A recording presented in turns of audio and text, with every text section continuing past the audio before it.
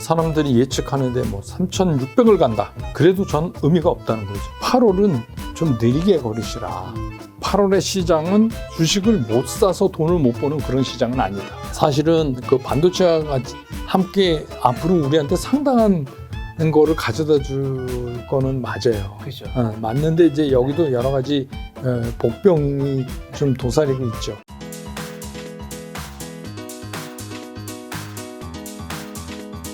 저자님께서 이제 구독자 10만, 네. 100만 개미라는 채널을 이제 운영하고 계시죠. 네네. 그런 당주님께서는 이제 뭐 많은 당원들이 이제 구독자분들이 물어보시잖아요. 네네. 주식시장 지금 어떻게 보는지. 어저께 코스피가 3,280으로 굉장히 한 40, 몇 포인트 급등을 했어요. 네. 일단 어제는 왜 그렇게? 결국은 뭐 이제 어저께 그저께 네. 뭐 이거는 삼성전자죠. 근데 사실 이번에 이제 제일 문제된 게 뭐냐, 네. 시장이 궁금해하는 게 외국인들이 왜 갑자기 삼성전자를 샀을까? 이게 뭐 갑자기 자다가 잠에서 깬 사람 같이. 네. 그래서 사실은 외국인들이 왜 삼성전자를 샀는지 이렇게 네. 급격하게 네. 이틀 사이에 1조 1,500억이 넘게 샀어요. 삼성전자만. 엄청나게 산 거 아닙니까? 네. 물론 SK 하이닉스는 어제 좀 팔았어요. 네. 그래서 이제 그것도 약간 힌트가 됐지만, 그러니까 삼성전자가 예를 들어서 2분기 실적이 전 세계 반도체 업체에서 1위를 했다 하는 걸로 그렇게 산다는 것도 좀 완벽하게 우리를 설득시킬 수가 없는 이유고. 네. 이제 또 하나는 이제 여러분 아시지만 삼성전자가 갖고 있는 어려움이라는 게 있잖아요. 네. 그게 뭐냐면 삼성전자는 지금 같은 상태에서는 외형이 정체되는 회사란 말이에요. 장사는 잘하는데 외형이 정체돼요.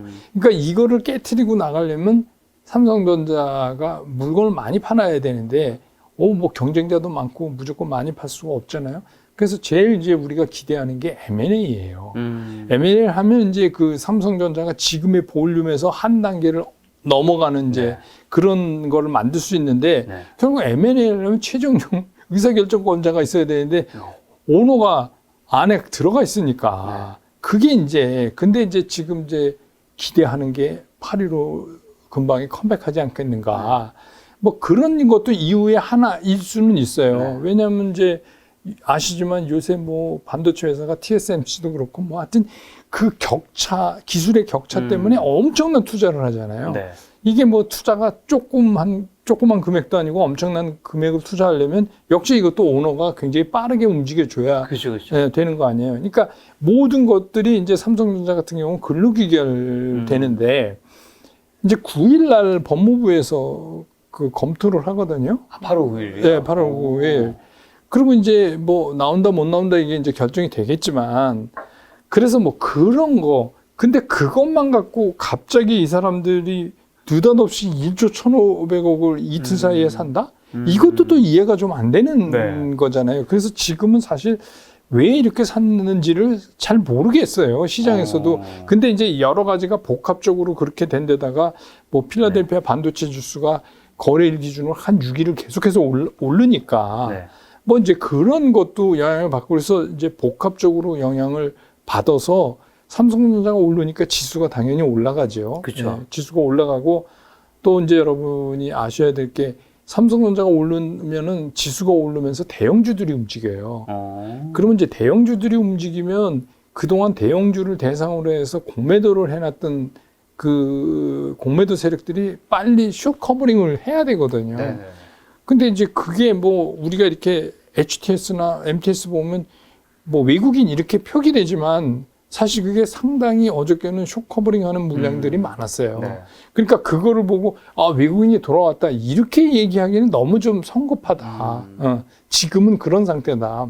다만 이제 한 가지 우리가 얻은 게 있다면 이걸 계기로 해서 그동안 거의 5개월 가까이 진짜 곰바이 짓을 하던 반도체, 특히 이제 그 삼성전자, SK 하이닉스에 대한 한 단계 밑단을 좀 올리는 그런 역할은 좀 한 것 같다. 그러니까 상당히 많이 팔았어요. 그동안에 개인들이 제일 많이 산 게 삼성전자. 외국인이 제일 많이 판 게 삼성전자. 그러니까 이제 그거에 대한 상당 부분을 좀 일단락 해놨다. 그런 거고 또 어제부로 이제 6월 11일부터 이 근월물, 선물에 지금 물들이 이렇게 움직이는데 그게 이제 그 어제까지 해서 외국인들의 매수 누적이 1조 5천을 넘어가니까 네. 이제 그것도 좀 이제 미래 시장을 좀 희망적으로 볼 수 있는데 근데 뭐 이게 아직도 뭐 9월 만기까지는 상당히 남은 거 아니에요. 그러니까 네. 시장이 어떤 움직임을 보일지는 사실 어려워요. 그래서 이제 저는 요즘 8월은 좀 느리게 걸으시라. 천천히 걸으시라. 그러니까 8월의 시장은 주식이 없어서 주식을 못 사서 돈을 못 버는 그런 시장은 아니다. 그래서 어떻게 보면 8월 시장은 지금까지 내 계좌에 있는 거를 잘 수성에 오히려 더 신경을 많이 쓰는 기간으로 삼아야 된다. 그 이유는 뭐 되게 간단하죠. 시장을 끌고 가고 시장을 강력하게 밀어올릴 동력이 없어요. 갑자기 없어져 버린 거예요. 시장에 그 동력이 갑자기 없어져 버렸어요. 사실은 우리가 실적이라는 거를 많이 이제 얘기하는데 실적도 그렇죠. 실적이라는 게 3개월에 한 번씩 나오는 재료예요. 네. 엄밀히 말하면. 그렇죠. 네. 그런데 이제 지난 6월 달에도 그런 일이 벌어졌어요. 뭐 연준이 테이퍼링을 하느니 마느니 뭐 이런 거를 계속 얘기하면서 갑자기 시장의 모멘텀이 없어지니까 주식시장이 늘 그렇지만 주식시장은 이제 미래 거를 끌어다 쓰잖아요. 그래서 이제 갑을 해서 호재를 갑을 해서 땡겨 쓴 게 실적이에요. 그래서 미리 써보니까 정작 실적이 발표되니까 주가가 꼼짝을 안 하는 거죠. 미리 갖다 썼단 말이에요. 실적이 좋았는데 네. 그 좋을 걸 미리 가버렸다. 땡겨 쓰니까 네. 그때 없으니까. 네. 그러니까 지금 순간적으로 시장에 그런 모멘텀 공백 현상이 딱 일어나는 거죠. 근데 이런 모멘텀 공백 현상은 과거에도 자주 있어요. 네.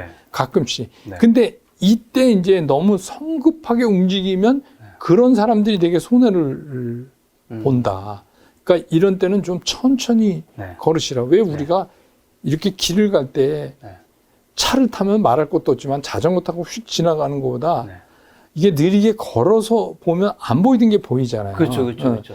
그러니까 8월은 주식시장에서 우리가 그런 거를 좀 배우는 시장. 그러니까 8월에 주식시장에서 돈을 많이 벌어야 되겠다. 네. 이런 생각보다는 네. 내가 갖고 있는 종목 중에서 어떤 건 좀 빼내고 네. 어떤 건 넣고 네. 기관에서 이걸 리밸런싱이라고 얘기하지만 뭐 개인도 할 수 있는 거잖아요. 네. 리밸런싱을 그런 거를 하는 시간으로 삼는 게 오히려 적절하다.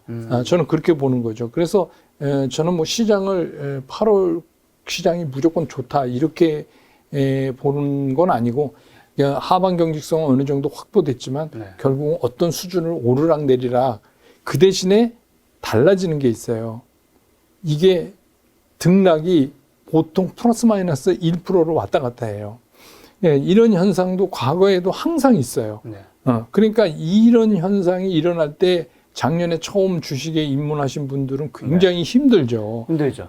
이런 걸 경험을 계속 올라갔어요. 안 해봤는데 뭐 그냥 떨어지는 게 어저께도 뭐 1.3% 오르고 떨어지면 1% 네.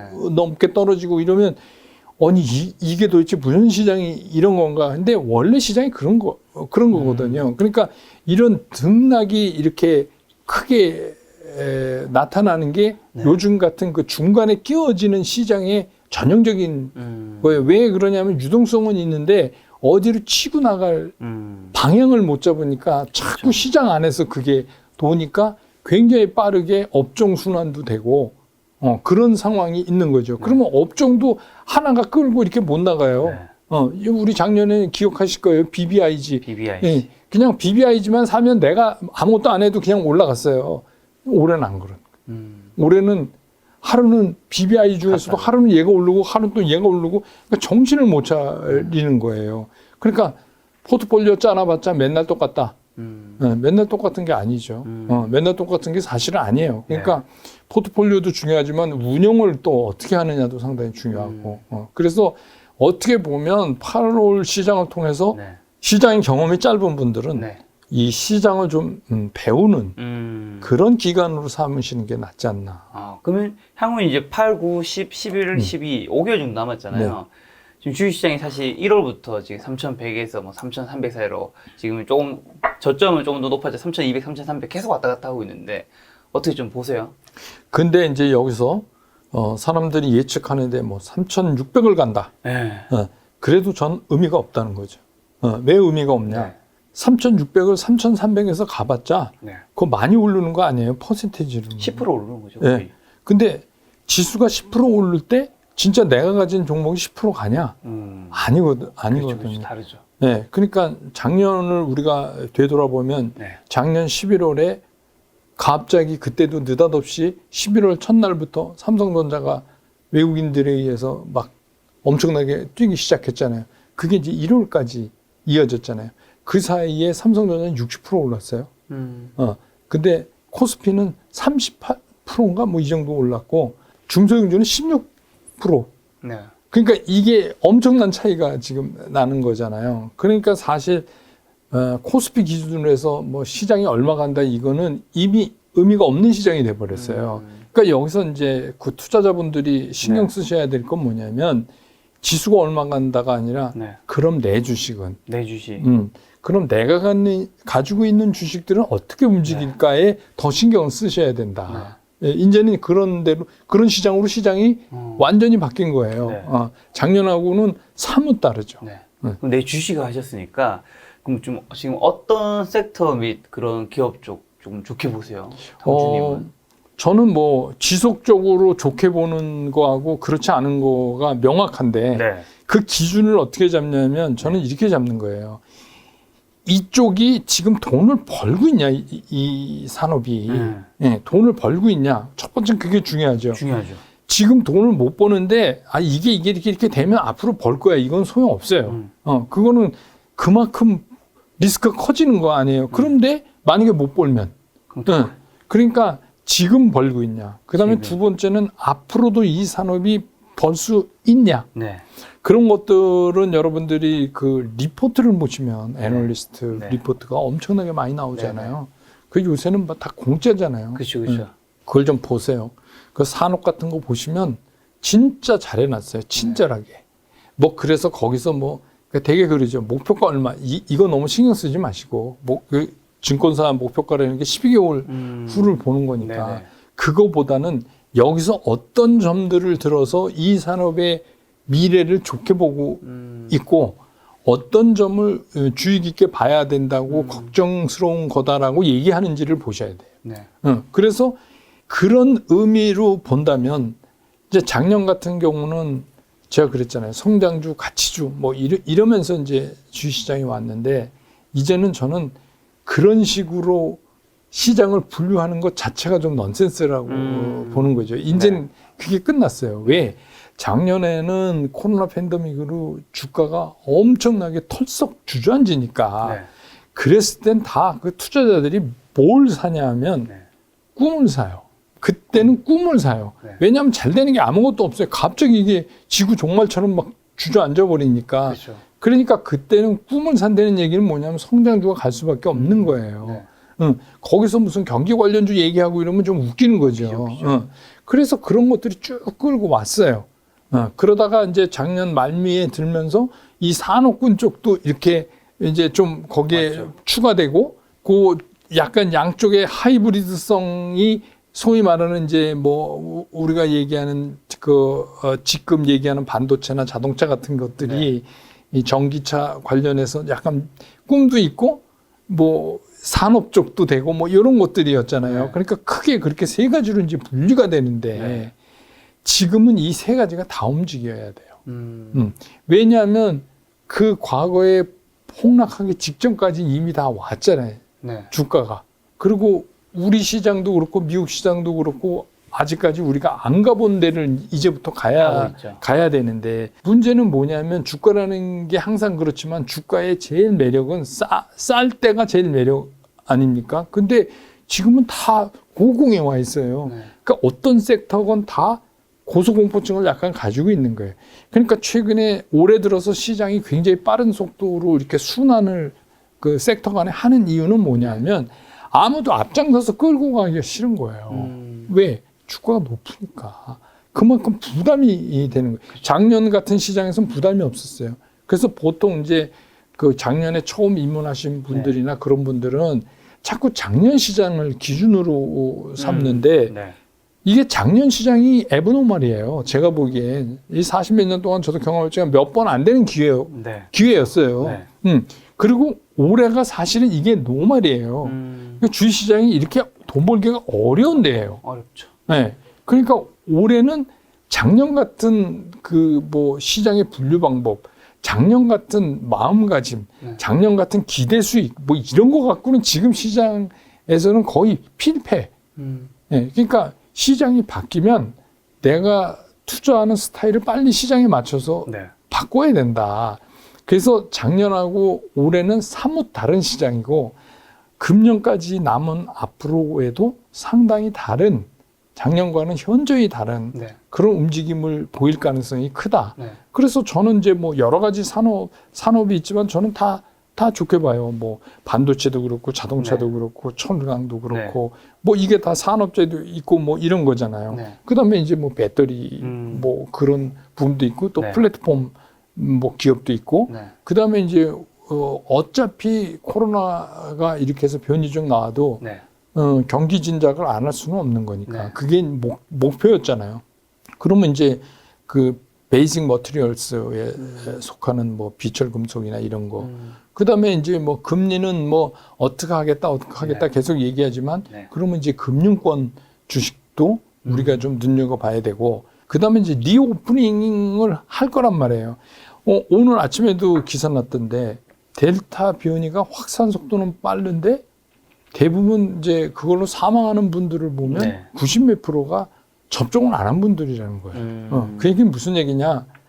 전파 속도는 빨라졌는데 강도는 약해졌다. 치사율은 낮아졌다. 그 얘기는 이게 지금은 막 확산돼 가자면 이 커브가 딱 꺾이는 순간 우리가 소위 말하는 보복 수비, 리오프닝은 그냥 먼저 왜냐하면 시장은 항상 먼저 가니까 그게 이제 먼저 나갈 확률이 있어서 그쪽도 무시할 수 없다. 그럼 결론적으로 무슨 얘기냐? 이제는 포트폴리오의 중요성이 강조된다. 그러니까 한쪽에서 치우쳐서 한쪽 다리로만 서 있는 거는 굉장히 위험한 투자 방법이다. 그래서 이런 장에서는 작년같이 엄청난 수익이 특히 개인 투자가 초보 투자가들은 돈을 버는 것도 중요하지만 안 깨져야 되거든요. 안 깨지려면 어떻게 하냐? 원칙으로 돌아가서 그냥 포트폴리오 구성을 하는 거예요. 그래서 지금 제가 말씀드린 대로 이런 거에 이제 관련되는 그런 데다가 뭐 이제 우리는 또 외국이랑 다르게 독특한 이슈가 하나 있죠. 대선이라는. 있죠. 어차피 이제 지금은 뭐 각 당에서 누굴 뽑냐 이럴 때니까 뭐 약간 인신공격 같은 거 많이 해요. 옛날에도 그랬잖아요. 근데 여든 야든 딱 결정이 나면 그때부터 이제 정책 대결을 한단 말이에요. 그러니까 뭐 누구 관련주, 누가 동창 이런 거는 안 되고 그거는 뭐 말이 안 되고 그거는 좀 위험하니까 안 하셨으면 좋겠고 그런 이제 정책 선상에서 볼 수 있는 걸로는 뭐 원전 관련이나 건설 이런 것들도 우리가 이제 볼 수 있죠. 그다음에 아직 그 이슈에 대한 정확한 정리는 안 됐지만 메타버스 같은 것도 그런 이슈에 속하는 거죠. 그러니까 이런 것들 중에서 선택해서 이렇게 포트를 구성하고 있는 게 그게 좀 바람직하다. 그럼 지금 주식 투자 최적의 포트폴리오를 좀 짠다면 한 5개 정도 짠다면 여기 뭐뭐 좀 포함돼야 될까요? 그거는 이제 사람마다 좀 달라서. 근데 이제 그러니까 예를 들면 이런 거죠. 어떤 분들은 뭐 플랫폼하고 뭐 배터리하고 바이오하고 짰다 이러면 옛날에 BBIG 아닙니까? 그렇죠. 그럼 그건 짜나 마나예요. 그러니까 제가 아까 말씀드렸듯이 크게 우선 3가지로 구분을 해보시자. 크게. 성장. 경기 관련권. 그 다음에 이제 중간에 있는 하이브리드. 이게 이제 뭐 반도체나 자동차. 이렇게 크게 분류를 하고 거기에 이제 이슈성. 이렇게 하면 크게 이슈라면 아까 말한 대선 공략. 내지는 뭐 메타버스. 뭐 그러니까 이렇게 하면 크게 4가지. 4덩어리를 우리가 이제 구분할 수 있잖아요.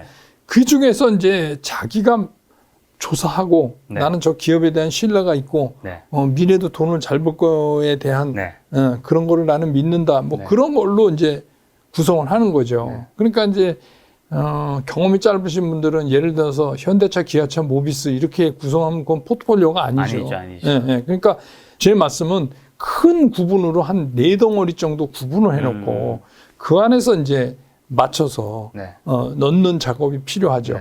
근데 이 4가지의 분류도 자기 성향에 따라서 난 그래도 성장 쪽에 더 네. 무게를 두겠다 이러면 이쪽 포션을 조금 늘리는 거고 네. 나머지는 포션을 줄이는 거고 그래서 제가 이제 이런 말씀도 드려요. 그냥 초보 투자자가 돈이 적으시면 한 주라도 사십시오. 이게 사서 내 계좌에 갖고 계신 거하고 아닌 거하고는 엄청난 차이가 납니다. 일단 내 계좌에 있으면 자꾸 들여다보고 관심을 쓰게 되고 그렇죠.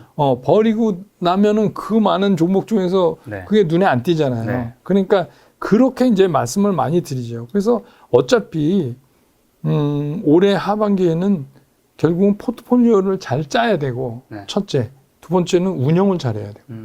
이게 포트폴리오라는 게 이런 분들이 있어요. 저도 네. 이제 댓글에서 많이 듣는데 아니 포트폴리오를 짜놨더니 맨날 하나는 오르고 하나는 떨어지고 그렇죠. 하나는 오르고 하나는 떨어지고 맨날 보면 그 타령이다. 네. 그러니까 그분은 운영을 안 하는 거예요. 짜기만 하고. 네. 그럼 짜기만 하고 운영을 안 하면 포트폴리오 왜 짭니까? 그건 짤 이유가 없는 네, 거죠. 네. 예를 들어서 A, B, C, D라는 이렇게 포트가 있어요. 네. 성격이 다른. 근데 어떤 날은 A가 올라요. 그러니까 A가 많이 올라서 이 정도면 수익률이 내가 일부 익절을 해서 이익 챙겨도 되겠다. 네, 차익 실현. 차익실을 하는 거죠. 네. 일부 그것도 일부 하셔야 돼요. 왜냐하면 다 하면 다시 사기 힘들어요. 그러니까 일부 하시고 나면 그 다음에 또 D가 이번에는 올라가잖아요. 근데 이제 여기서 문제는 기대 수익이에요. 그러면 내가 얼마큼 올랐을 때 팔아야 되느냐. 네. 이것도 뭐 예를 들면 이렇게 질문하시는 분들 계세요. 7%입니까? 10%입니까? 이거 기대 수익이. 그러니까. 예. 근데 그거는 이제 각자의 문제죠. 각자의 문제인데 분명한 건 뭐냐면 작년에 시장이 우리한테 너무 화려한 수익률을 경험시켜줬기 때문에 네. 사실 10% 나면 요새 엄청나게 많이 난 거거든요. 그렇죠. 예. 근데 경우에 따라서 이틀 사이에 나올 수도 있어요. 근데 그거를 그냥 생각 안 하시는 거예요. 근데 지금 은행 금리가 얼마인데 10%면 어딥니까? 그러면 그때는 부분 익절을 하셔야 된다. 그게 운영이에요. 그러니까 좀 바쁘지만 주식 잘 하시는 분들은 이 포트에 따르는 운영 방법이 다 달라서 매일 바쁩니다. 네. 그렇게 매일 바쁘게 움직여서 운영한 대가로 수익을 얻는 게 주식 투자예요. 근데 포트에 담아만 놓고 가만두면 진짜 맨날 그 자리일지도 몰라요. 그렇죠. 지금 이렇게 장이 좀 재미없고 행보할 때일수록 그대로 포트가 자기 뭐 종목이 몇 가지 10가지가 있으면 그대로 두면 또 안 된다는 건가요? 오히려 이제 그러니까 제가 느리게 걷는다. 하루는 느리게 걸으시죠. 네. 천천히 걸으시죠라고 네. 드리는 말씀은 어떤 의미냐면 네.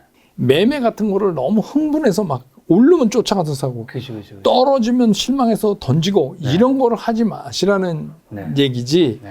제가 그랬잖아요. 눈에 안 보이던 게 보이기 시작합니다. 느리게 걸으면. 그 얘기는 뭐냐면 내가 가지고 있는 계좌의 포트가 정말 내가 잘 짜진 건가. 혹시 내가 현대차, 기아차, 모비스를 담아놓고 포트라고 생각하지는 않는가. 이런 걸 점검하셔야 된다는 거예요. 점검해서 아닌 거는 일부 줄이고 다른 거를 넣고 그리고 뭐 작년부터 포트 짜서 가만히 가지고 계신 분들은 보나마나 요새 새로 이슈되는 거는 없을 텐데 그럼 이런 거를 좀 일부 편입을 해볼까. 이렇게 해서 그거를 이제 기관들이 그런 걸 하는 거 우리가 이제 리밸런싱 이렇게 얘기하는데 개인도 리밸런싱 해야 된다니까요. 네, 맨날 그 주식만 살 수는 없잖아요. 그러니까 그거를 리밸런싱 하는 그런 기간으로 삼으시라는 거예요. 그러니까 시장을 좀 관망할 때가 사실은 더 바쁜 거예요.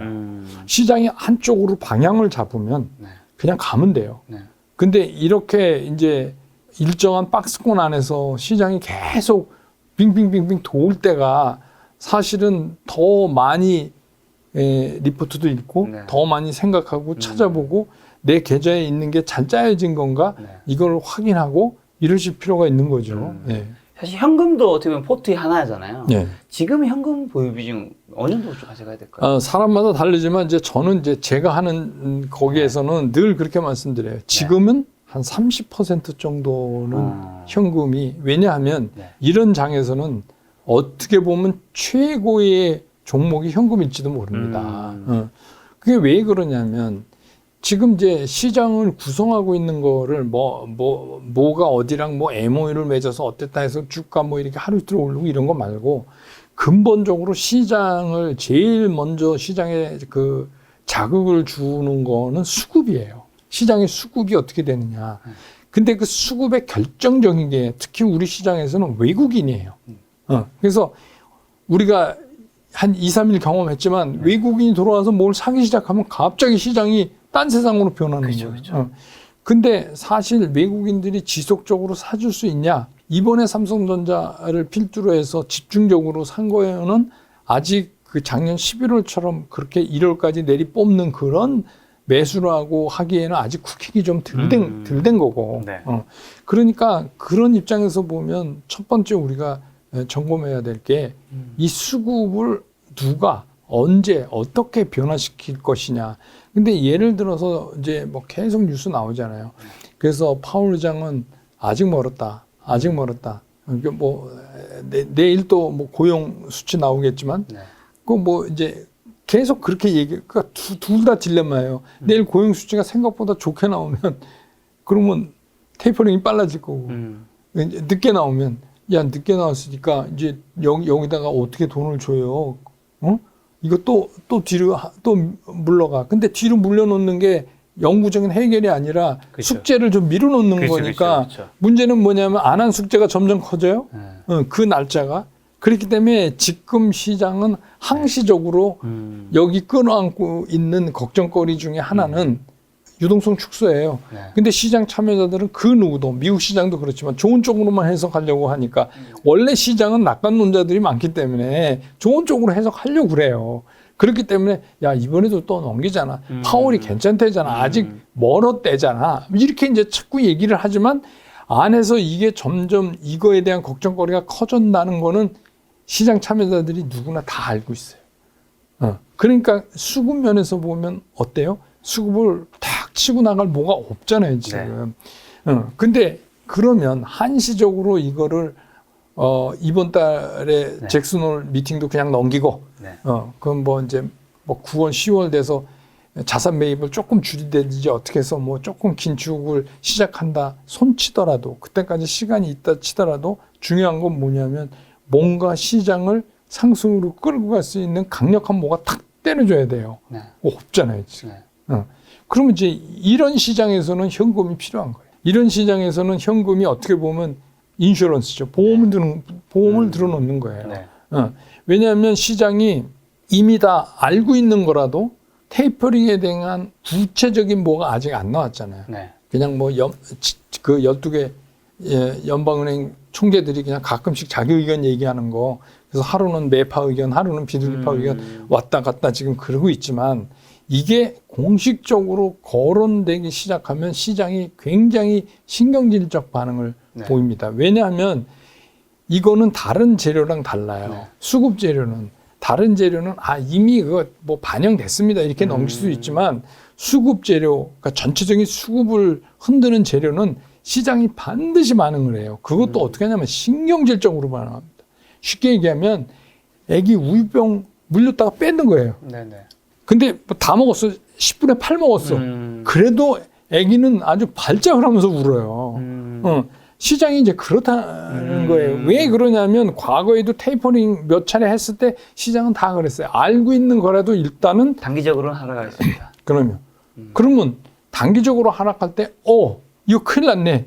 이제 쟤네가 유동성 줄이면 이제 시장 끝난 거 아니야? 그러면 빨리 도망가야지. 그렇게 하면 주식 투자 못 하는 거예요. 그게 딱 터지는 순간 어떤 생각을 해야 되냐면 뭘 사지? 네. 이 생각을 해야 돼요. 그때 살 네. 현금이 있어야 되네. 그럼 현금이 있어요. 뭘 사지 했는데 현금이 없어. 그럼 어떻게 해요? 그럼 뭐 견뎌야죠. 네.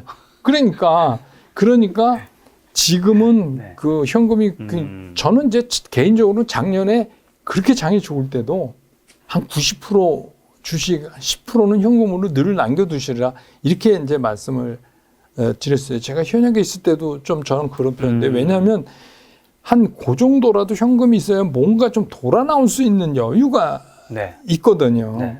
근데 그게 꽉 주식으로 채워 있으면 네. 진짜 이거는 선택의 여지가 그만큼 좁아드는 건데 특히 이제 요즘 같은 시장에서는 저는 현금은 일정 비율을 가지고 계신 게 맞다. 아까 저랑 이제 차 한잔 마시면서 하신 말씀이 근데 이런 그 테이퍼링 같은 이슈도 있지만 그 전에 어쨌든 하반 경직성이 좀 있는 게 그 유동성이 워낙 많이 풀렸기 때문에 크게 떨어질 것 같지는 않다. 네, 그러니까 이제 두 가지죠. 유동성이 굉장히 좋잖아요. 네. 그리고 구체적으로 아까 말씀드린 것처럼 구체화되는 그 유동성의 축소가 현실적으로 나타나기 전에는 시장이 그렇게 델리케이트한 반응을 안 해요. 왜냐하면 시장은 낙관론자들이 많기 때문에 일단 그걸 덮어요. 걱정거리 자꾸 덮는단 말이에요. 위장막으로. 그 안에서 막 버섯처럼 자라고 있는데 다 알지만 얘기를 안 해요. 이게 이제 시장의 생리란 말이에요. 네. 그렇지만 이게 어느 그런 상황에서는 유동성이 그대로 있으니까 뭔가가 나가야 되는데 아까 말씀드린 것처럼 모멘텀도 없고 그동안 많이 올라서 각각 섹터별로 다 고공권에 있고 그러니까 이런 거죠. 누가 앞장서서 나갈래? 이거잖아요. 그러니까 한쪽 섹터가 하루 이틀 끌면 네. 또 쉬고 또 딴 게 쟤도 저만큼 갔네? 이거 또 가고 이거는 결국 유동성이 뺑뺑뺑뺑 돌 수밖에 없다. 네. 그러니까 하반 경직성은 상당히 많이 생긴다. 네. 그런 이유 하나. 두 번째, 학습 효과라는 게 있어요. 네. 이게 뭐냐면 작년서부터 이렇게 계속 끌어오면서 시장이 폭락을 안 하고 일정 부분 떨어지면 계속 올라왔죠. 예, 그러니까 우리 이제 흔한 말로 밀림 사자. 밀리면 사자인데 이제 밀림 사자 이렇게 얘기하는데 요새 그 밀림 사자에 대한 굉장히 신뢰가 있어요. 그래서 최근에 개인 투자가들의 흐름을 보면 지수가 올라가는 날은 매도하고 지수가 떨어지면 매수해요. 그게 뭐냐면 밀림 사자 아닙니까? 그러니까 그렇죠. 그런 거에 대한 학습 효과가 있기 때문에 하반 경직성은 굉장히 강해요. 네. 그래서 그런 상태가 당분간 좀 지속될 가능성이 있다. 뭔가 이 시장에 그걸 깨트려 줄 수 있는 수급에서는 깨트려지면 좀 우리한테는 뭐 좋은 거 아니지만 근데 깨트려지면 기회가 또 오는 거니까 그러니까 이제 그런 부분에 그러니까 연준의 딜레마는 이거예요. 줄이긴 줄이되 어떻게 실물 경기가 살아나는 거랑 잘 이거를 연착륙을 시켜서 그렇죠, 끌고 그렇죠. 가느냐. 그렇죠. 근데 이제 변수가 하나가 나타났잖아요. 이게 뭐냐면 코비드19의 변이종이 나타난 거예요. 그러니까 이게 아주 골치 아프게 지금 생긴 거 아닙니까? 지금 테이퍼링 하기도 좀 그렇고. 네, 그러니까 이것도 못하고 저것도 못하고 그러니까 또 한쪽에서 또 항상 그렇게 주장하는 사람도 있지만 네. 이제 스태그플레이션 얘기까지 나오잖아요. 그러니까 인플레는 계속되고 경기는 둔해지고 경기 상승은 이런 거 온다. 막 이제 이런 얘기까지 나오고 그러니까 연준은 아무튼 되게 골치 아플 거예요, 지금은. 네. 그러니까 지금은 그 어떤 것도 없는 상태에서 네. 그냥 옆으로 시장이 이렇게 흘러가는 네. 그런 상황이에요. 아까 대선 얘기해 주셨는데 내년 대선을 앞두고 크게 오를 섹터가 지금 원전 건설 2개 정도 보고 계신 건가요? 그렇죠. 왜냐하면 이제 뭐 네. 다른 것도 뭐 있을 수 있지만 저는 이제 두 개를 대표적으로 찝는 이유가 있어요. 네. 이유가 있는 게 뭐냐면 아시지만 이제 원전은 이미 소규모 그 원전 같은 기술을 우리나라가 세계 최고 기술을 갖고 있다는데 그러니까 쉽게 얘기하면 뭐 신도시의 열병합 발전소 캐파 정도 되는 거죠. 그러면 이제 그 유럽엔 이게 된 지 꽤 됐다 그래요. 그러니까 지역마다 그 소규모의 그 원자력 발전을 하면 네. 일단 송전에 들어가는 거를 상당히 네. 줄일 수 있어요. 송전을 하려면 전하고 올려야 되기 때문에 로스가 많이 나잖아요. 그러니까 이제 그런 부분들. 그 다음에 이제 님비도 좀 덜해요. 물론 뭐 우리 아파트 옆에 외지냐 이런 건 있겠지만 그래도 그 지역을 커버하는 거니까 옛날처럼 저기 무슨 동해안 바닷가에서 해서 실제로는 서울 근처 공단으로 다 보내는 그런 네. 건 아니잖아요. 그러니까 이제 그런 부분의 문제. 그래서 이거는 이미 우리가 감지할 수 있지만 이번 대선에서 이게 아귀 포인트다. 그러면 이제 여기에 관한 여러 가지 정책들이 네. 나올 수 있고 또 한 가지는 이제 건설인데 그건 뭐 여러분 잘 아시지만 이제 집값이 더럽같이 올랐다. 이게 벼락거지가 됐다. 이런 건 뭐 이제 지금 얘기 나오고. 그렇죠. 그래서 뭐 여든 야든 모든 후보들께서 다 집을 많이 짓겠다. 심지어 뭐 한 분은 100만 원을 짓겠다고 그러신 분도 나왔잖아요. 더 많이 그러니까 지었으면 좋겠어요. 네, 근데 마음속으로. 도대체 임기 동안 집만 지시려고 이분은 네. 그러나 그럴 정도로 이게 이미 이슈화 됐고 그렇죠. 그다음에 이제 이미 뭐 토목 이런 거 말고 하우징 집 짓는 쪽에서 그 12개월 건설 네. 한 양으로는 지금이 최고예요. 그러니까 그 얘기는 뭐냐? 이미 공급이어야 된다는 걸 알았다는 거죠. 그래서 이제 그게 막 일어나기 시작을 네. 할 거예요. 그래서 이제 그런 거는 득표하기도 좋잖아요. 이 그렇죠. 집값이라는 게. 근데 어느 후보가 그걸 안 건드리겠어요? 이거는 뭐 거의 공약 1, 예, 2호 중에 1, 하나일 것 2호 같아요. 중에 하나죠. 너무 지금 사실 네. 이번 정권 때 많이 높아져서 그래서 이제 저는 그 두 가지를 좀 주의 깊게 봐야 된다. 그리고 이거는 뭐 이 후보가 누구랑 뭐 대학 동창이다 이런 게 아니잖아요. 그렇죠. 이건 정책적인 거예요. 그러니까 아직은 본격적인 정책에 대한 그게 안 들어갔어요. 왜냐하면 지금은 이제 여든 야든 이렇게 후보를 뽑는 거니까 되게 이제 막 인신공격성 이런 거 그렇죠. 늘 그렇거든요. 그때는 그러다가 여야의 이제 주자가 딱 결정이 되면서부터는 이제 엄청나게 정책 대결을 해야 그때부터 돼요. 메시지가 나오겠네요. 예, 예. 건설 근데 관련된. 뭐 예를 들어서 우리 국민 수준이 대표로 딱 양쪽의 주자가 결정됐는데도 와서 이중공격하면 오히려 역효과 날 가능성이 커요. 우리 국민 수준이 그 정도는 넘거든요. 네. 그러니까 그러면 이제 뭘 할 건데 그때부터 이제 신경이 정책적으로 넘어갈 거라는 거죠. 근데 그랬을 때에는 이 원자력 관련이나 건설 이게 상당히 빅 이슈가 될 가능성이 있어요. 그리고 또 시장에서 요즘에 사실 신문 보니까 메타버스 단어가 진짜 많이 보이더라고요. 유튜브에서도 그렇고.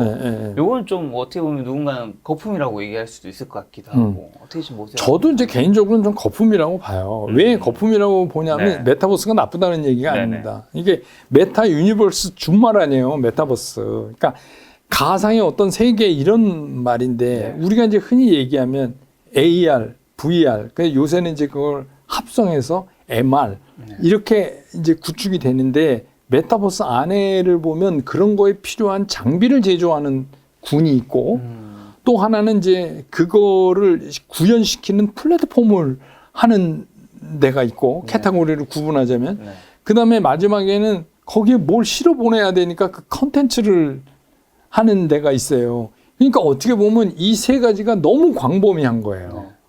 그러니까 여기에 관련된 회사들이 엄청나게 많은 거예요. 그러니까 예를 들어서 A라는 회사가 자기네가 뭔가 사업을 영위하고 있는데 거기서 한 3% 정도가 지금 말씀드린 거기에 관여가 돼.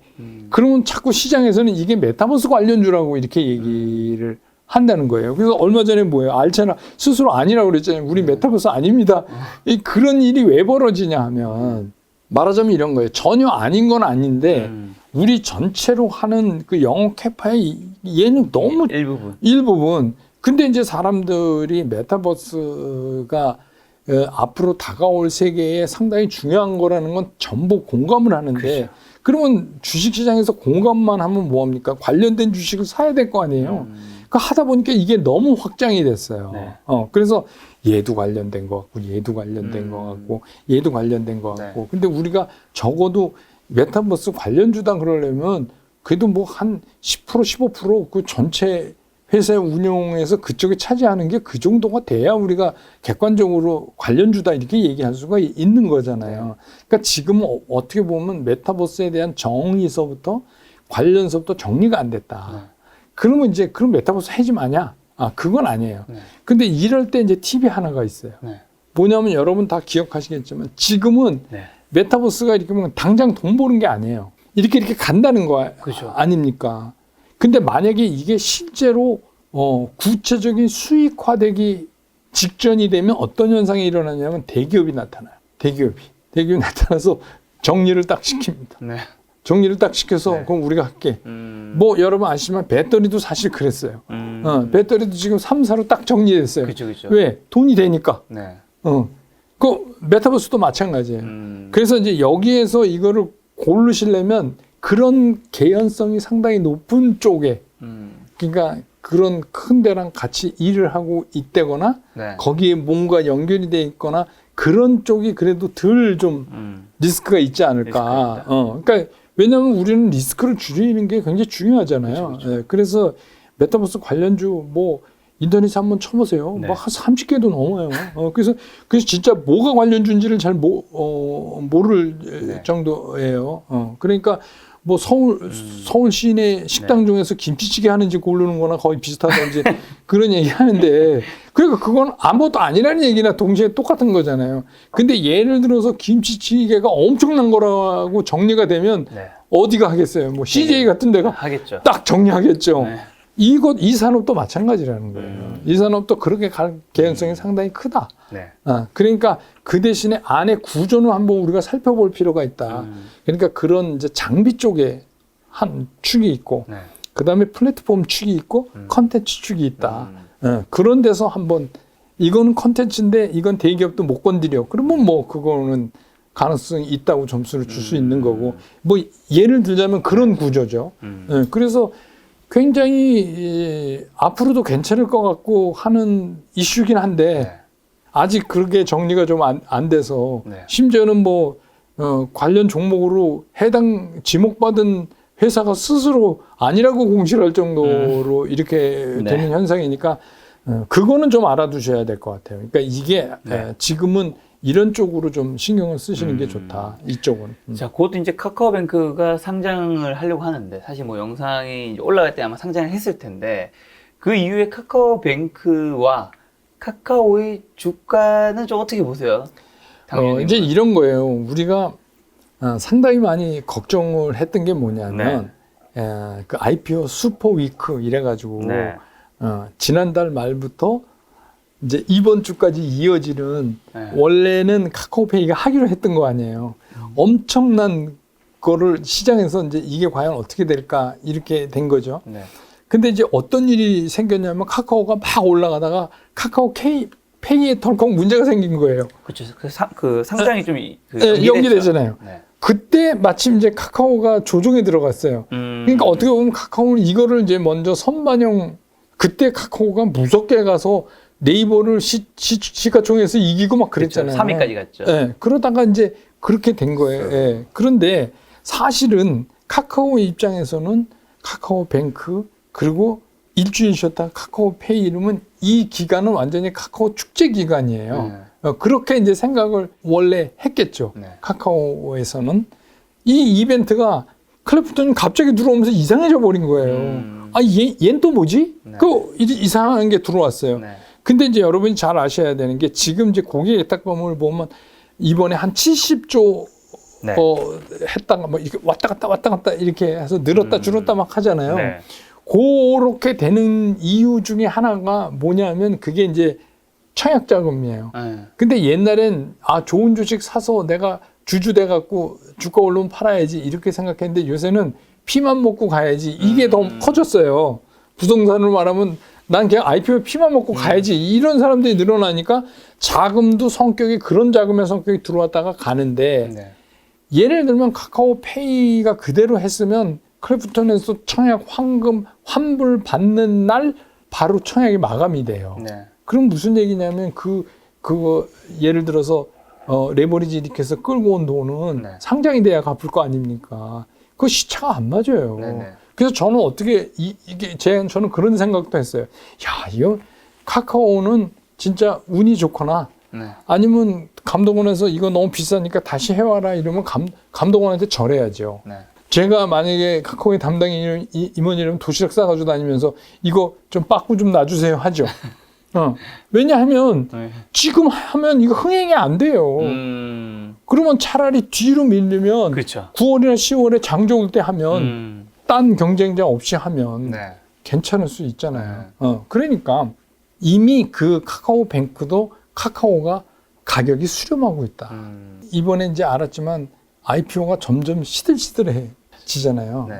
그래서 이제 모든 게 그렇지만 네. 원시 시장이 돈 벌기 좋은 거죠. 이게 이제 가면 갈수록 돈 벌기가 점점 그렇죠. 경험치가 쌓여서 어려워지는 거죠. 그래서 이미 이제 뭐 카카오뱅크에 대한 거는 카카오가 수렴하고 있다. 다만 카카오뱅크는 이런 거예요. 카카오뱅크 얘기는 이런 거 아니에요. 우리는 일반 은행이 아니야. 그 얘기 아니에요. 네. 그리고 이거를 높다고 생각하는 사람, 니네가 무슨 인터넷 뱅크고 뭐고 니네도 은행 맞잖아. 이렇게 얘기하는 거잖아요. 그러면 카카오 뭐 그룹이라면 카카오가 갖고 있는 이 플랫폼에서 갖고 있는 엄청난 잠재력을 과연 카카오뱅크가 어떻게 해결해 줄 수 있느냐?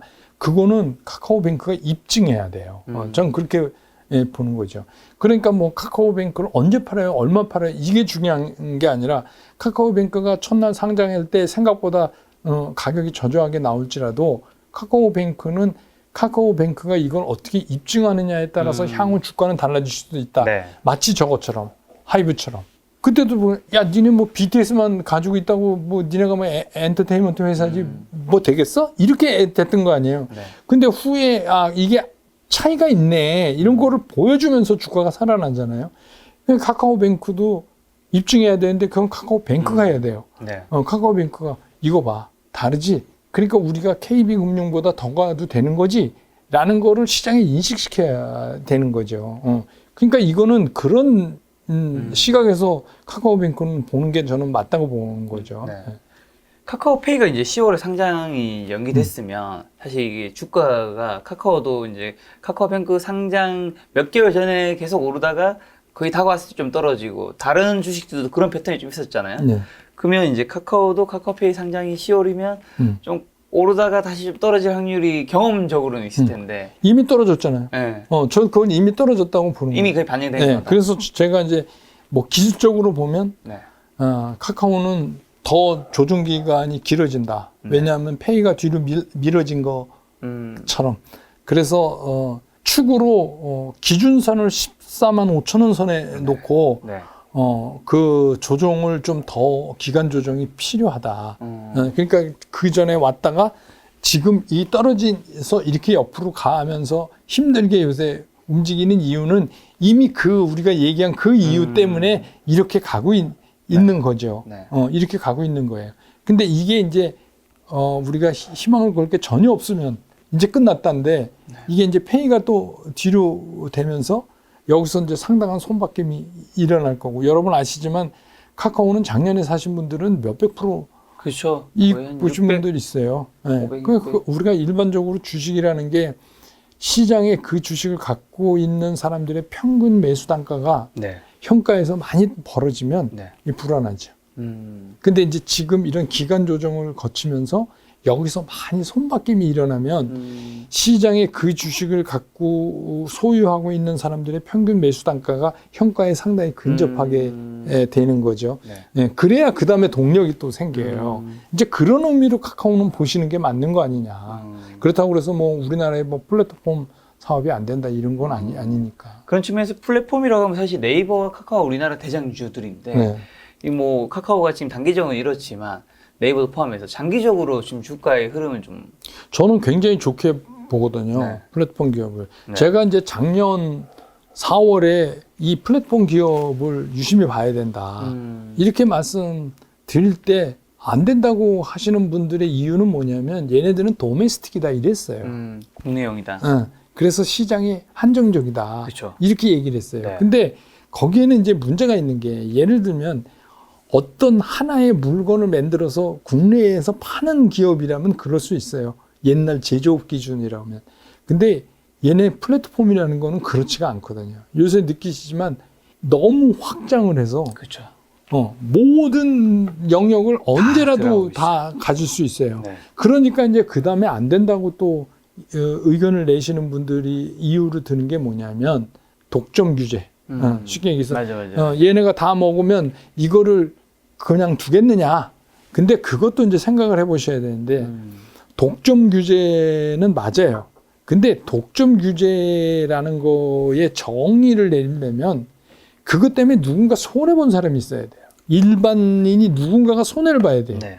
근데 예를 들어서 은행 업무를 쉽게 하고 뭐 대출을 쉽게 하고 뭘 안 가도 되게 편하게 하고 해놓으면 누가 손해를 받냐는 거를 입증해야 되잖아요. 기존 은행들? 그렇죠. 네. 그러면 그거는 공정위가 나서서 구닥다리 동업자를 보호하는 거지 그거는 공정위가 아니죠. 그러니까 우리가 옛날에 뭐 이런 거 있잖아요. 택시기사하고 네. 많이 카카오에서 타다인가요? 타다. 부딪혔던. 그거는 구체적으로 피해보는 사람이 있잖아요. 있죠. 그러니까 그거랑은 좀 다른. 그러니까 빨리 접었잖아요. 그거랑은 다르다는 거예요. 그러니까 뭐 미국 페이스북도 뭐 네. 재판에서 뭐 그런 얘기 또 나왔었잖아요. 그러니까 이거를 입증하기가 보통 어려운 게 아니라는 거죠. 구체적으로 누가 손해를 그럼 봤냐라는 걸 입증해야 되는데 카톡 쓰시죠. 네, 쓰죠. 그 전에 우리 문자 보낼 때 돈 냈잖아요. 맞아요. 그래서 카톡 쓰시니까 기분 나쁘시던가요? 아니잖아요. 통신사는 싫어했죠, 그때. 통신사 싫어했죠. 네. 그러면 이제 그거나 마찬가지죠. 그러니까 그거는 앞으로 우리가 그 IT가 아주 일상생활에 파고드는 세상으로 그런 가는 데에 네. 당연하게 우리가 거쳐가야 되는 네. 일이지 그거를 구식 동업자를 보호하는 측면에서 이걸 공정하게 한다라고는 네. 설득력이 떨어져요. 그러니까 그런 문제에서 보면은 네이버나 카카오는 굉장한 파괴력을 가진 회사죠. 이렇게 그런데 굉장히 많이 오르기도 했잖아요. 오르기도 이럴 했지만 때 담아도 되나요? 저는 괜찮다고 보는 거예요. 굉장히 긴 호흡으로 보시면 네. 내 포트폴리오에 적어도 이쪽은 네. 있어야 한다. 있어야 된다. 있어야 하는 주식이다. 저는 이제 삼성전자도 그렇게 봐요. 그러니까 삼성전자가 네. 못 오르고 곰바우 짓을 하고 어쩌고 저쩌고 해도 그 우리나라 주식을 매매하면서 포트폴리오에 난 삼성전자가 그래서 한 주도 없습니다. 이거는 좀 아닌 것 같아요. 아주 그 규모를 얼마큼으로 하느냐의 문제지 네. 일부는 이건 갖고 있어야 하는 거 아니냐. 삼성전자 같은. 그러니까 우리가 그냥 맨날 짧게만 매매할 수 없잖아요. 네네네. 긴 호흡으로 봤을 때. 네. 그리고 삼성전자는 월봉을 보셔야 돼요. 네. 이거는 1년에 2번 움직이면 잘 움직이는 거 아닙니까? 이미 그렇게 됐고 이미 이 회사의 성격이 아주 착한 채권이 돼버렸어요. 은행 금리보다 훨씬 높게 배당도 주고 거기에 운이 좋으면 시세 차익도 없고 그렇죠. 그러니까 어떻게 보면 굉장히 착한 채권화되어 있는 그런 주식이란 말이에요. 네. 근데 그거를 한 주도 안 가지고 있다? 그거는 좀 아닌 것 같아요. 물론 뭐 어디서 얘네가 뭐 한대 이래가지고 네. 우리 흔한 말로 이렇게 귀동냥해서 해갖고 막 며칠 상한가 쳤다가 내리박는 거만은 못할 수도 있지만 그렇죠. 근데 그건 그만큼 리스크가 있잖아요. 그렇죠. 네. 그럼 아까 그 카카오 관련해서 나왔던 은행 쪽에서는 뭐 KB금융은 아니면 신한지주, 뭐 하나금융지주 이런 속한 기존의 은행들은 저는 이제 이런 거죠. 그러면 이게 네. 기존의 이제 은행주 같은 경우도 이제 이번에 상당한 충격을 받을 거예요. 네. 그 기존의 은행주가 상당히 변할 거예요. 네. 그런 입장에서 본다면 기존의 그 금융 지주도 보험과 함께 우리가 좀 신경 써야 된다. 그다음에 이제 두 번째 기다리는 게 금리잖아요. 네. 어쨌든 미국보다는 우리나라 금리를 먼저 올릴 것 같다는 느낌을 그 부분에서 받잖아요. 그렇게 그런 입장에서 본다면 금융도 괜찮다. 네. 금융지주도 네. 그렇게 보는 거죠. 장기적으로 괜찮다는 건가요? 아니면 단기적으로 일단 괜찮다는 건가요? 뭐 적어도 올해를 넘어가면서까지는 네. 괜찮게 봐야 되는 거 아니냐. 그거는 이제 새로 출발한 인터넷 은행들이 어떻게 하느냐에 따라서 이제 정리가 되겠죠. 역시 아니더라. 네. 구간이 명간이다 할 수도 있고, 네. 역시 다르구나 할 수도 있고, 그렇겠죠. 이제 어쨌든 지금 확진자 수가 늘어나고 있지만 치사율은 줄어들고 있고, 뭐 백신도 맞고 하면서 이제 확진자 수가 줄어들면 아까 말씀하신 보복 소비들이 늘어날 텐데 관련된 게 결국에는 뭐 항공, 호텔, 레저 이쪽 쪽인 거잖아요. 백화점까지. 네네. 이런 쪽은 좀. 그거 저는 좋게 봐요. 그것도 일종의, 그러니까 어떻게 보면 지금이 보복 소비, 그러니까 리오프닝에 관련된 거를 살 수 있는 찬스다. 네. 근데 이제 계속 말씀드리지만 살 수 있는 찬스라고 해서 오늘 들어가서 덜컥 다 사는 그런 방법이 아니라 네네. 이거를 진짜 내가 총 10주 살 돈이 있다면 한 주씩 끊어 사는 한이 있어도 근데 지금은 굉장히 여유롭게 살 수가 있죠. 왜냐하면 다시 이제 코로나 이게 다시 뭐 확산되고 이러니까. 근데 이게 그렇잖아요. 오늘 뭐 뉴스 보니까 우리나라도 이제 독자적으로 네. 코로나 백신을 이렇게 해서 긴급 사용하게 빨리 서두른다 이렇게 된다고 보니까 이게 이제 하반기로 갈수록 이게 딱 꺾이기만 시작하면 굉장히 이쪽이 빨리 나가는데 한 가지 이제 조심하셔야 될 거는 네. 뭐냐면 그래서 뭐 리오프닝 한다고 무조건 다 오르냐 그거는 좀 아니에요. 근데 거기서는 좀 따져봐야 되는 게 뭐냐면 근데 얘 버틸만 하나야? 이거를 한번 보셔야 돼요. 그러니까 네. 돈이 거덜이 나갔고 네. 리오프닝 돼도 아무것도 할 수 없는 회사 있잖아요. 네. 뭐 증제를 해야 된다거나 네. 그렇지 않으면 뭐 움츠고 뛸 수도 없는 상황까지 가 있는 거는 그거는 하면 안 되죠. 네. 그렇지만 어느 정도 버티거나 또 뭐 경우에 따라서 호텔신라 같은 경우는 흑자도 냈잖아요. 그러니까 그런 것들은 네. 리오프닝이 되면 추가적으로 더 좋아질 수 있다 이렇게 판단할 수 있는데 지금 보니까 아 얘네 뭐 증제 안 하면 못 버티겠네 이 정도 되면 이건 얘기가 좀 달라지는 거죠. 네. 그거는 좀 구분하셔야 될 것 같아요. 새롭게 많은 소비자들이 들어오기 전까지 버틸 수 있는 정도의 네, 뭔가 그런 걸 재무제표에서 봐야 된다는 그렇죠. 거죠. 예, 예. 자, 그러면 이제 아까 말씀하신 메타버스는 좀 관련된 섹터이긴 한데 하이브가 속한 이제 엔터. 저건 어떻게 보세요?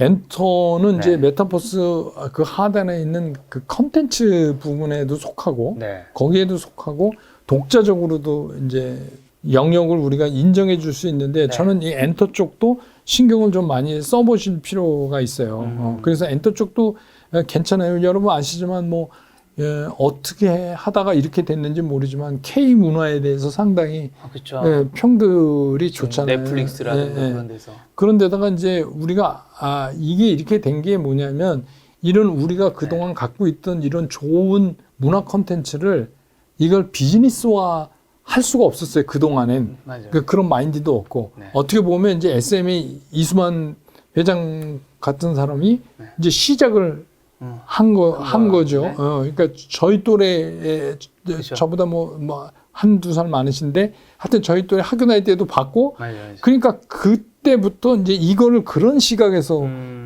기업화하는 거에 대해서 비즈니스화하는 거가 우리나라는 굉장히 빠른 속도로 그러니까 자원도 많고 잘하기도 하지만 그런 게 이제 여기 맞물린 거거든요. 그래서 이제 뭐 JYP 같은 경우는 보니까 뭐 뉴스에 보니까 동경에 또 뭐 무슨 샵 하나 또 냈더라고요. 그러니까 그런 것들을 끊임없이 아이디어를 내서 네. 하고 있어요. 네.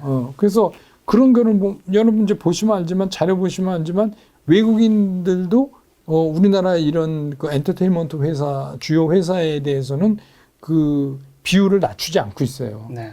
그래서 그런 면에서 이거는 상당히 가능성이 있다. 네. 자, 그러면 식음료 쪽은요? 식음료 쪽은 네. 어떻게 보면 이거는 이런 거죠. 예를 들어서 뭐 코로나 이게 리오프닝이 되면 막 술 먹고 이게 많이 올라갈 것 같다. 이렇게 얘기하시는 대신 뭐 가정식 H&M 같은 것들은 또 줄어들겠죠. 그렇죠. 그러니까 식음료는 저는 어떻게 보면 이건 약간 이슈성 굉장히 짧은 이런 효과는 있겠지만 네. 전체적인 흐름을 바꿀 정도는 아니다. 그렇게 보는 거죠. 그러니까 그거를 좀 구분을 하셔야 될 것 같아요. 이게 계속해서 늘어날 수 있는 건지 아니면 그동안 눌렸던 게 그냥 일회성으로 짧게 해서 끝날 수 있는 건지 네. 그거는 이제 구분을 하셔야죠. 어떻게 보면 식음료도 예전에는 더우니까 뭐 여름 되면 이제 뭐 냉과류 뭐 이런 거 뭐 원래 이게 이제 시즈널 이펙트 아니에요. 네네. 그러니까 요즘 이제 많이 나오는 무슨 뭐 장마 끝났으니까 네. 뭐 동물 백신 네. 이거 해마다 나오잖아요. 동물 백신. 네. 그다음에 이제 뭐 그거 뭐죠? 농약. 네. 이거 장마 끝나고 나면 이제 또 네. 뭐 그러니까 그거나 거의 비슷해요. 식음료는 그런 입장에서 이거를 봐야죠. 이게 그러니까 이런 것들은 어떻게 매매를 하셔야 되냐면 미리가 있어야 돼요. 그거를 듣고 가면 안 돼요. 이미 늦었다. 이미 늦은 거죠. 굉장히 근데 뭐 개인 투자가 경험이 짧지 않으신 분들은 짧은 분들은 그래도 난 가겠다 뭐 이러시는데 저는 이거죠. 뭐 그래서 성공할 수도 있지만 가능하면 리스크를 줄이시는 게 좋은 거 아닌가. 방금 말씀하신 이제 그 여름 뭐 이런 계절 얘기하셔서 그런데 당조님이 쓰신 책에 보면 계절주 뭐 공략 포인트 이런 것도 내용이 있었던 것 같은데. 예. 그러니까 이제 저는 이거 되게 심플한 건데 네. 밀짚모자는 뭐 겨울에 살아. 여름에 쓰니까. 네. 네. 이제 그거나 똑같아요. 그러니까 이게 재미난 게 이게 주식만 그런 게 아닙니다. 네. 그 우리나라의 고기 있잖아요. 고기. 고기? 소고기. 소고기. 그 시장. 네. 그게 이제 그 소를 잡아서 냉동 창고에 있고 그 창고 전표를 주식처럼 매매를 해요. 그 필드에선. 네. 우연히 제가 한번 거기를 접할 기회가 있었는데 1년에 딱 2번 올라요. 추석 때하고 설 때. 정해져 있군요. 너무 쉽죠? 예. 너무 쉬워요. 선물 세트 산다고 뭐. 네. 그리고 언제 빠지냐? 3월 직전에 빠져요. 왜? 새학기 때 애들 이제 학교 보내고 그러니까 그거 팔아서. 그래서 너무 쉽잖아요. 그러니까 어떻게 보면 계절적 그 계절주는 너무 쉬운데 네. 문제는 뭐냐면 그때 다가가서 하려고 그러면 이미 올라 있다는 거죠. 그러니까 그거는 그냥 우리 흔한 얘기로 딴주머니 찬다는 기분으로 좀 일찍 시작해서 이렇게 해놓으면 왜 네. 여름 되면 에어컨 관련 뭐 그렇죠, 이런 그렇죠, 거 그렇죠. 맨날 오르잖아요. 봄철에는 네, 뭐 공기 저항이. 그래서 뭐 마스크 옛날에 네. 근데 그게 그때 가서 사면 안 된다는 거죠. 그거보다 한 계절보다 조금 몇 달 앞서서 이미 시작이 된다는 거죠. 그거 생각하면 되겠네요. 네. 백화점에도 가면 네, 네. 지금 벌써 지금 덥잖아요. 그렇죠. 가을 옷들이 나왔잖아요. 저 보면서 아니 왜 지금 한 생각해 보면 그런 거죠. 그분들은 계절을 조금 빨리 준비하더라고요. 그러니까 특히 주식도 계절주는 좀 미리미리 땡겨서 준비하는 거. 네. 그게 이제 필요하죠. 근데 이제 계절주도 가끔 언젠가 어느 해인가 무지 폭염이 올 줄 알았는데 안 온 때가 있었어요. 네. 그래서 이제 미리 사신 분들이 별로 재미를 못 본 적도 있어요. 그러니까 이거는 제가 아까 말씀드렸듯이 메인은 아니지만 네. 이렇게 조금 딴주머니 찬다는 기분으로 한번 해보시는 것도 괜찮지 않나. 지금 우리가 이 가을이 이제 곧 다가오고 있을 텐데 네. 단풍을 보러 가려면 또 결국 또 자동차를 타고 가야 되잖아요. 네. 자동차 이런 쪽 세트는 좀 어떻게 보고? 자동차는 이제 뭐 지금은 이제 움직이는데 제한을 받으니까 이제 그런 거보다는 이제 칩이에요, 칩. 칩 공급을 어떻게 해줄 거냐. 그래서 이제 그게 3분기부터 좀 풀린다니까. 그러면서 조금씩 이제 나아지지 않을까. 근데 어쨌든 간 수출입 뭐 동향 이런 거 보면 네. 실제로 많이 수출하고 수출 매출이 늘어나고 있죠. 계속 잘 하고 있잖아요. 네. 그래서 저는 이런 거죠. 잘 하고 있는 기업은 사면 언젠가는 돌아온다. 근데 실적이 나쁜 주식을 사면 네. 안 돌아온다. 그러니까 저는 이제 그 실적 좋은 주식, 그러니까 지금 돈 버냐? 네. 앞으로도 벌 수 있냐? 되게 심플한 거잖아요. 딱 두 가지만 맞으면 되는 거 아닙니까? 그런 주식을 이제 저는 명품이라고 불러요. 왜 이왕이면 명품 주식 하시지? 그렇죠. 왜 짝퉁을 하십니까? 그러니까 당주님은 지금 돈을 벌거나 나중에 돈을 벌 것 같지 않은 기업은 일단 사지 않겠네요. 저는 다 배제합니다. 왜냐하면 할 게 많은데 그리고 제가 그동안 경험을 보면 지금 돈을 벌고 있고 오화가 아니라 미래도 벌 수 있는 기업이 잘못된 적이 별로 없어요. 그렇죠. 네. 근데 이제 어떤 경우가 있냐면 지금은 좀 그런데 얘네 이거 터지면 대박이래. 근데 꼭 안 터져. 안 터져요. 네? 그게 안 터져. 네. 그리고 하나는 뭐냐면 지금 이쪽은 잘 되는데 여기가 끝인 것 같다는 느낌이 드는 거 있죠. 요새 이제 많이 쓰는 말로 피크아웃. 네. 그렇죠. 그러면 이제 그거는 조금 조심해야 되죠. 그런 거예요. 그러니까 어떻게 보면 이게 주식 투자도 되게 상식에서 접근하는 게 좋은데. 그렇죠. 그래서 저는 이제 항상 암만 뭐 나는 이런 쪽을 잘 모릅니다 하셔도 리포트 보고 요새는 하도 친절하게 잘 그렇죠. 나오니까 매출액 증가율, 영업이익 증가율 적어도 이 두 개는 좀 보셔야 되는 거 아닙니까? 그렇죠. 최소한에. 네. 그러니까 어떤 분 아무리 바쁘셔도 제가 옛날에 그 방송국 앵커할 때 경제방송 앵커할 때 그 연예인들 이렇게 불러서 뭐 나는 완전히 반토막, 뭐 고등어 토막, 갈치 토막 이러면서 그거는 이제 그냥 재밌게 한 구성한 거지만 그 연예인들 만나면서 그런 걸 느꼈어요. 아니 근데 그런 기본적인 것도 왜 안 하고 맨날 누구한테 듣고선 매매를 하느냐. 그러니까 제가 워낙 바빠서요. 그래서 제가 그랬어요. 그러면 하지 말아야지. 그것도 못할 정도면 주식 하지 말아야지. 아니 듣고서 매매하더라도 매매하기 전에 그 정도 클릭해 볼 수 있잖아요. 솔직히. 그래서 그거는 그런 사람은 주식 투자하면 안 돼요. 그러니까 아니 내가 바빠서 돈을 버는 건 중요하지만 이 돈도 바쁘게 일을 해야 될 텐데. 그래서 저도 이제 말씀드린 게 요새는 네이버만 치고 들어가셔도 리포트 다 보니까 그렇죠. 거기서 매출액 증가율, 영업이익 증가 이 두 개는 꼭 체크하시고 네. 너무 바쁘면 맨 뒤에 가면 그 애널리스트가 결론 내놓은 게 있습니다. 결론이라도 좀 읽어보십시오. 그래서 뭘 어쩌라는 얘기냐 이걸 한번 읽어보십시오. 네, 그게 이제 어떻게 보면 개인 투자가로서 할 수 네. 있는 최소한이에요. 그렇죠. 네. 자, 그럼 2차 전지는요? 2차 전지는 네.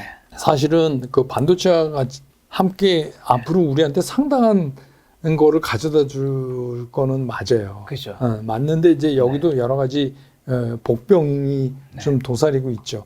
예, SK 이노베이션하고 LG화학은 이미 물적 분할했지만 SK 이노베이션도 이제 분할 발표했잖아요. 그럼 이제 이것들이 왜 분할해야 되느냐? 기존 주주 입장에서는 쉽게 얘기하면 좀 짜증나는 일이지만 이게 그렇지 않고는 이 막대하게 들어가는 자금을 해결할 길이 없는 거예요. 그래서 이거는 IPO가 이제 빨라질 거예요. 에너지 솔루션도 그렇고 아마 SK 이노베이션에서 분사하는 SK 배터리 주식회사 이거 가칭입니다만 그거는 더 빨리 IPO를 할 가능성이 있어요. 빨리 이렇게 해서 결국은 이제 그 전쟁이에요. 근데 조금 흐름을 보면 3대 회사가 있지만 느낌이 약간 달라요. 그러니까 LG는 약간 그 마켓 쉐어를 신경 쓰는 쪽이고 SDI는 약간 마켓 쉐어는 아닌 것 같아요. 그러니까 우리 돈을 많이 버는 쪽에다가 하겠다.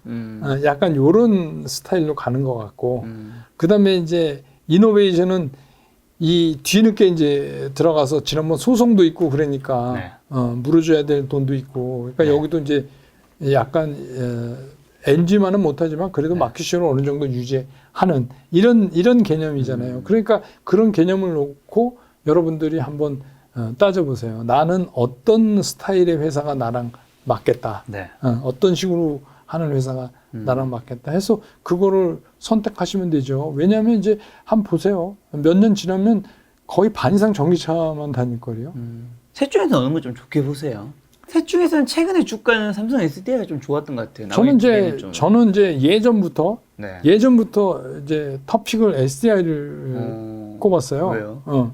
왜냐하면 우선 그 전에 이제 LG화학도 그 전에 이제 분사하기 전에 이노베이션 둘 다 분사를 했잖아요. 그런 거 없이 이제 SDI는 할 수가 있고 두 번째 문제는 SDI는 약간 이런 거죠. 마켓 시어가 어떻게 됐건 간에 우리는 이익을 좀 많이 내는 그런 거. 그러니까 젠5 같은 배터리는 BMW에 이제 납품을 하잖아요. 그러니까 그 얘기는 뭐냐. BMW 대표이사가 그 얼마 전에 얘기했잖아요. 우리는 내재화하지 않는다, 배터리. 내재화하지 않는다. 그 얘기는 무슨 얘기냐면 그게 뭐 폭스바겐처럼 내재화 뭐 이런 얘기 아니라 BMW는 딱 생각이 이런 것 같아요. 제가 듣기엔 그렇게 들렸어요. 우리는 전 세계에서 제일 그때 당시에 좋은 배터리를 얹을 거야. 우리 차엔 제일 좋은 배터리를 얹을 거야. 그 얘기를 하고 있는 거예요. 내재화를 안 한다는 얘기는 꼭 니네 아주 뭐 PT기 열심히 만들어. 근데 그 중에서 제일 좋은 거 얹을게. 그 얘기예요. 그래서 이제 그 젠5가 일단 선택이 됐잖아요. 그래서 이제 SDI 같은 거는 뭐 유럽도 막 증설하고 또 이제 뭐 모르겠어요. 8월 15일 지나고 나서 오너가 나오면 어떻게 될지 모르지만 미국도 굉장히 지금 박차를 가하고 있잖아요. 미국도 빨리 해서 미국 내에서 생산하지 않으면 미국 차에 못 얹을 수도 있어요. 타이밍을 잘 맞춰야 되니까. 그러니까 그것도 굉장히 빨리 벌려놓은 거니까 빨리 할 거다. 그래서 이제 그런 면이 좀 저는 더 좀 마음에 들어서 그걸 이제 토픽으로 자주 들죠. 그럼 좀 게임 쪽은 어떻게 보시나요? 게임과는 지금 좀 관련이 없으신 세대시긴 한데. 아니, 세대가 아니라 저는 이제 주식으로 보는 건데. 이 이제 중국이 며칠 전에 이 터트린 사건이. 이게 뭐 게임은 이제 영혼의 마약이다. 뭐 이렇게까지 얘기하는데 우리가 이거를 그냥 쉽게 보면 안 돼요. 중국은 사회주의 국가인데 경제 체제만 약간 자본주의 경제 비슷하게 지금 돼 있는 거잖아요. 그래서 엄청나게 빠른 성장을 했단 말이에요, 중국이. 성장을 했는데 이제 문제가 발생하기 시작했어요. 그게 뭐냐면 당의 통제권에 없는 사람들이 많아지기 시작한 거예요. 이거를 그냥 이렇게 간단히 보면 안 돼요. IT나 플랫폼 기업에 대해서 규제를 강화하다가 이번에는 이제 뭐 게임까지 이거 다 그 성격을 보세요. 네. 지난번 이제 마윈 사건도 있었지만 네. 성격을 보면 뭐냐면 옛날 같으면 중국 영내에서 제조업을 하니까 말을 잘 들어요. 근데 이게 이제 이런 글로벌 그러니까 세계를 넘나드는 사업이 아니에요. 게임도 그렇고 네. 이 넘나드는 사업을 하니까 이게 형체를 잡기도 힘들고 말을 잘 안 듣는 거예요. 그래서 이제 어떻게 보면 이게 그냥 뭐 툭 던진 말이 아니라 이거는 중국이 앞으로 해결해야 되는 상당히 중요한 문제다. 그러면 공산당을 여태까지 이끌어온 측에서 네. 보면 이런 모든 거를 그냥 포기하고 그래 니네 잘했다 이러면 발언권 점점 세지고 통제가 안 될 텐데 네. 그걸 그냥 놔두겠냐 이거죠. 근데 이제 시대적 흐름은 이미 중국 사람들도 거의 이제 자본주의나 마찬가지로 그 맛을 봤고 또 중국에도 똑똑한 친구들이 많으니까 세계적인 기업으로 성공도 하고 이게 막 나가고 있어요. 결국 이런 부딪힘은 앞으로도 계속 나올 것 같이 생각이 되는 거예요. 왜 60년대 그 전까지 마오쩌둥이 경제 부흥하다가 잘 실패하고 막 이렇게 해서 그때도 막 이렇게 빈부차가 많이 일어나고 네. 막 그랬잖아요. 네. 그걸 이제 한 칼에 엎은 게 문화혁명이었잖아요. 저는 자꾸 이제 그 생각이 나는 거예요. 네. 지금도 이제 보면은 막 중국 정부에서 내세우는 건 이런 이제 빈부격차나 네. 이런 격차를 자꾸 얘기하고 있잖아요. 네. 근데 이게 자본주의에서는 어쩔 수 없이 있을 수밖에 돈 많은 사람이 좋은 차 타고 뭐 어쩔 수밖에 없는 거잖아요. 근데 이제 이거를 손대기 시작했다는 게 저는 깨름칙한데 그 중에 한 라인이 이제 며칠 전에 터진 이 게임 문제란 말이에요. 근데 우리 이제 게임이 중국을 무시할 수가 없는데. 네. 그래서 이거는 이제 그런 면에서 조금 노이즈가 발생해서 네. 조금 좀 앞으로 시달릴 가능성이 있다. 이렇게 보여져요. 그래서 좀 이거는 아주 급하지 않으면 좀 신중할 필요가 있지 않나. 좀 상황을 좀 보실 필요가 있다. 지금 이제 오늘 여러 가지 섹터들 좀 언급했고 또 그 외에도 섹터들이 뭐 조선도 있고 뭐 오일도 있고 뭐 바이오도 있고 여러 가지 있는데 또 그 외에도 뭐 다 포함해서 좀 안 좋게 보시는 섹터도 있나요? 여기는 지금 하지 말자. 안 좋게 보는 섹터라기보다는 네. 각 섹터가 가지고 있는 특징이 있어요. 네네. 그걸 아셔야지 돼요. 그러니까 예를 들면 바이오 같은 경우는 뭐냐면 바이오는 1등이 독식하는 구조를 가지고 있어요. 그러니까 그게 무슨 얘기냐면 그냥 우리가 뭐 약을 많이 팔아서 이익이 조금 더 났어요. 이거 갖고는 주가 못 움직여요. 네. 근데 뭐냐면 우리가 신물질을 개발했다. 네. 세계 특허. 네. 막 이런 거잖아요. 네네. 그러면 거기는 1등만 존재해요. 그렇죠. 그 제일 먼저 그거를 성공한 회사보다 네. 하루만 늦어도 그건 소용없어요. 그러니까 이게 바이오의 특징은 그런 건데 네. 그러면 그거를 연구 개발하고 R&D 비용으로 엄청나게 돈이 들어가는데 만약에 2등을 하면 아무것도 못 건져요. 그러니까 그런 특성이 있다는 거를 감안하시고 투자를 하시라는 거예요. 그 얘기는 뭐냐면 그만큼 리스크가 클 수 있다. 네. 그쪽은. 그렇죠. 그리고 뭐 이렇게 해서 개발한다 그러는데 이런 것도 생각해 보셔야 돼요. 개발 비용과 과연 그 개발 후에 벌어들이는 비용. 네. 근데 이제 쉽게 얘기하면 우리가 뭘 개발했는데 이게 세계적인 약으로 뭐 파이자나 얘네 모더나나 얘네처럼 과연 돈을 벌 수 있을까? 들어간 돈에 비해서 그것도 한번 따져봐야 돼요. 근데 그걸 하려면 FDA가 승인을 해줘야 되는데 그렇죠. 미국 FDA가 한국에서 암만 잘 만들었다고 해도 그렇게 쉽게 덜컥 해줄 리가 없지 않겠어요? 네. 저는 이제 그렇게 보는데, 네. 그러니까 뭔가 자기네랑 고리를 걸어서 자기네한테 득이 돼야 네. 그거를 할 거 아니에요. 그러면 이제 뭐 우리나라만 사용한다든가 그래갖고 그게 돈이 되겠어요? 뭐 우리나라 뭐 동남아 몇 개 무슨 뭐 우리가 뭐 니네 못 사니까 맞춰줄게 파파뉴기냐 뭐 예를 들면 이랬다고 그래서 그게 되겠느냐 말이에요. 그러니까 그런 이건 뭐 예를 든 겁니다. 바이오 같은 거를. 그런 특성이 있어요. 네. 그리고 또 한 가지는 어떤 거는 산업에 따라서 그러면 이게 얼마 동안 이 주가를 끌고 갈 수 있느냐를 이제 가늠해 봐야 되잖아요. 그게 이미 캐파가 꽉 찬 게 최대치가 정해져 있는 거 이건 짧아요. 네. 예를 들면 뭐 골프장이 굉장히 잘 된다. 골프장이 잘 된다고 그래서 막 2분 간격으로 내보낼 수 없어요. 네. 한 팀에 5명, 6명 넣을 수가 없어. 네. 그러니까 이미 그건 잘 돼도 캐파가 딱 정해져 있는 거예요. 이건 뭐 예를 든 겁니다. 골프 뭐 그게 나쁘다는 게 아니라. 그러니까 그 산업이 그 확장성이 있느냐. 그러면 어떤 요인 때문에 이게 눌렸다가 다시 나갈 때 네. 그 한계치가 이미 정해져 있느냐. 이걸 한번 따져볼 필요가 있어요. 그거에 따라서 이 주가가 얼마큼 갈 수 있느냐도 정해지거든요. 그렇죠, 그렇죠. 네, 네. 흔히 말하는 예를 들면 플랫폼과 헬스장의 비교 같은 거잖아요. 그렇죠. 헬스장 네. 사람이 많을수록 네. 사람들이 싫어하고도 안 오게 네. 될 거고, 근데 플랫폼 그렇습니다. 많을수록 더 좋아하고. 네, 네. 그러니까 벌써 확 다르잖아요, 성격이. 그러니까 모든 게 좋다고 다 좋은 거는 아니다. 네. 작년 같은 경우는 사실 대형주가 굉장히 날아다녔잖아요. 네. 근데 올해 같은 경우 어떻게 보면 중소형주 장세가 좀 많이 지속이 됐었는데 좀 8월 이후로는 어떻게 보세요? 이제 그거에 대한 첫 번째 시그널이 네. 어제 그제 나타난 거 아닌가 이렇게 생각이 들어요. 그래서 이제 삼성전자. 예, 삼성전자가 이제 움직이니까 네. 어제 느끼셨겠지만 대형주들이 확 움직이잖아요. 네. 그러면 이제 그 당분간 중소형주가 이제 거기에 충격을 받을 수가 네. 있어요. 왜냐하면 중소형주도 그동안 많이 올라왔잖아요. 네. 상대적으로.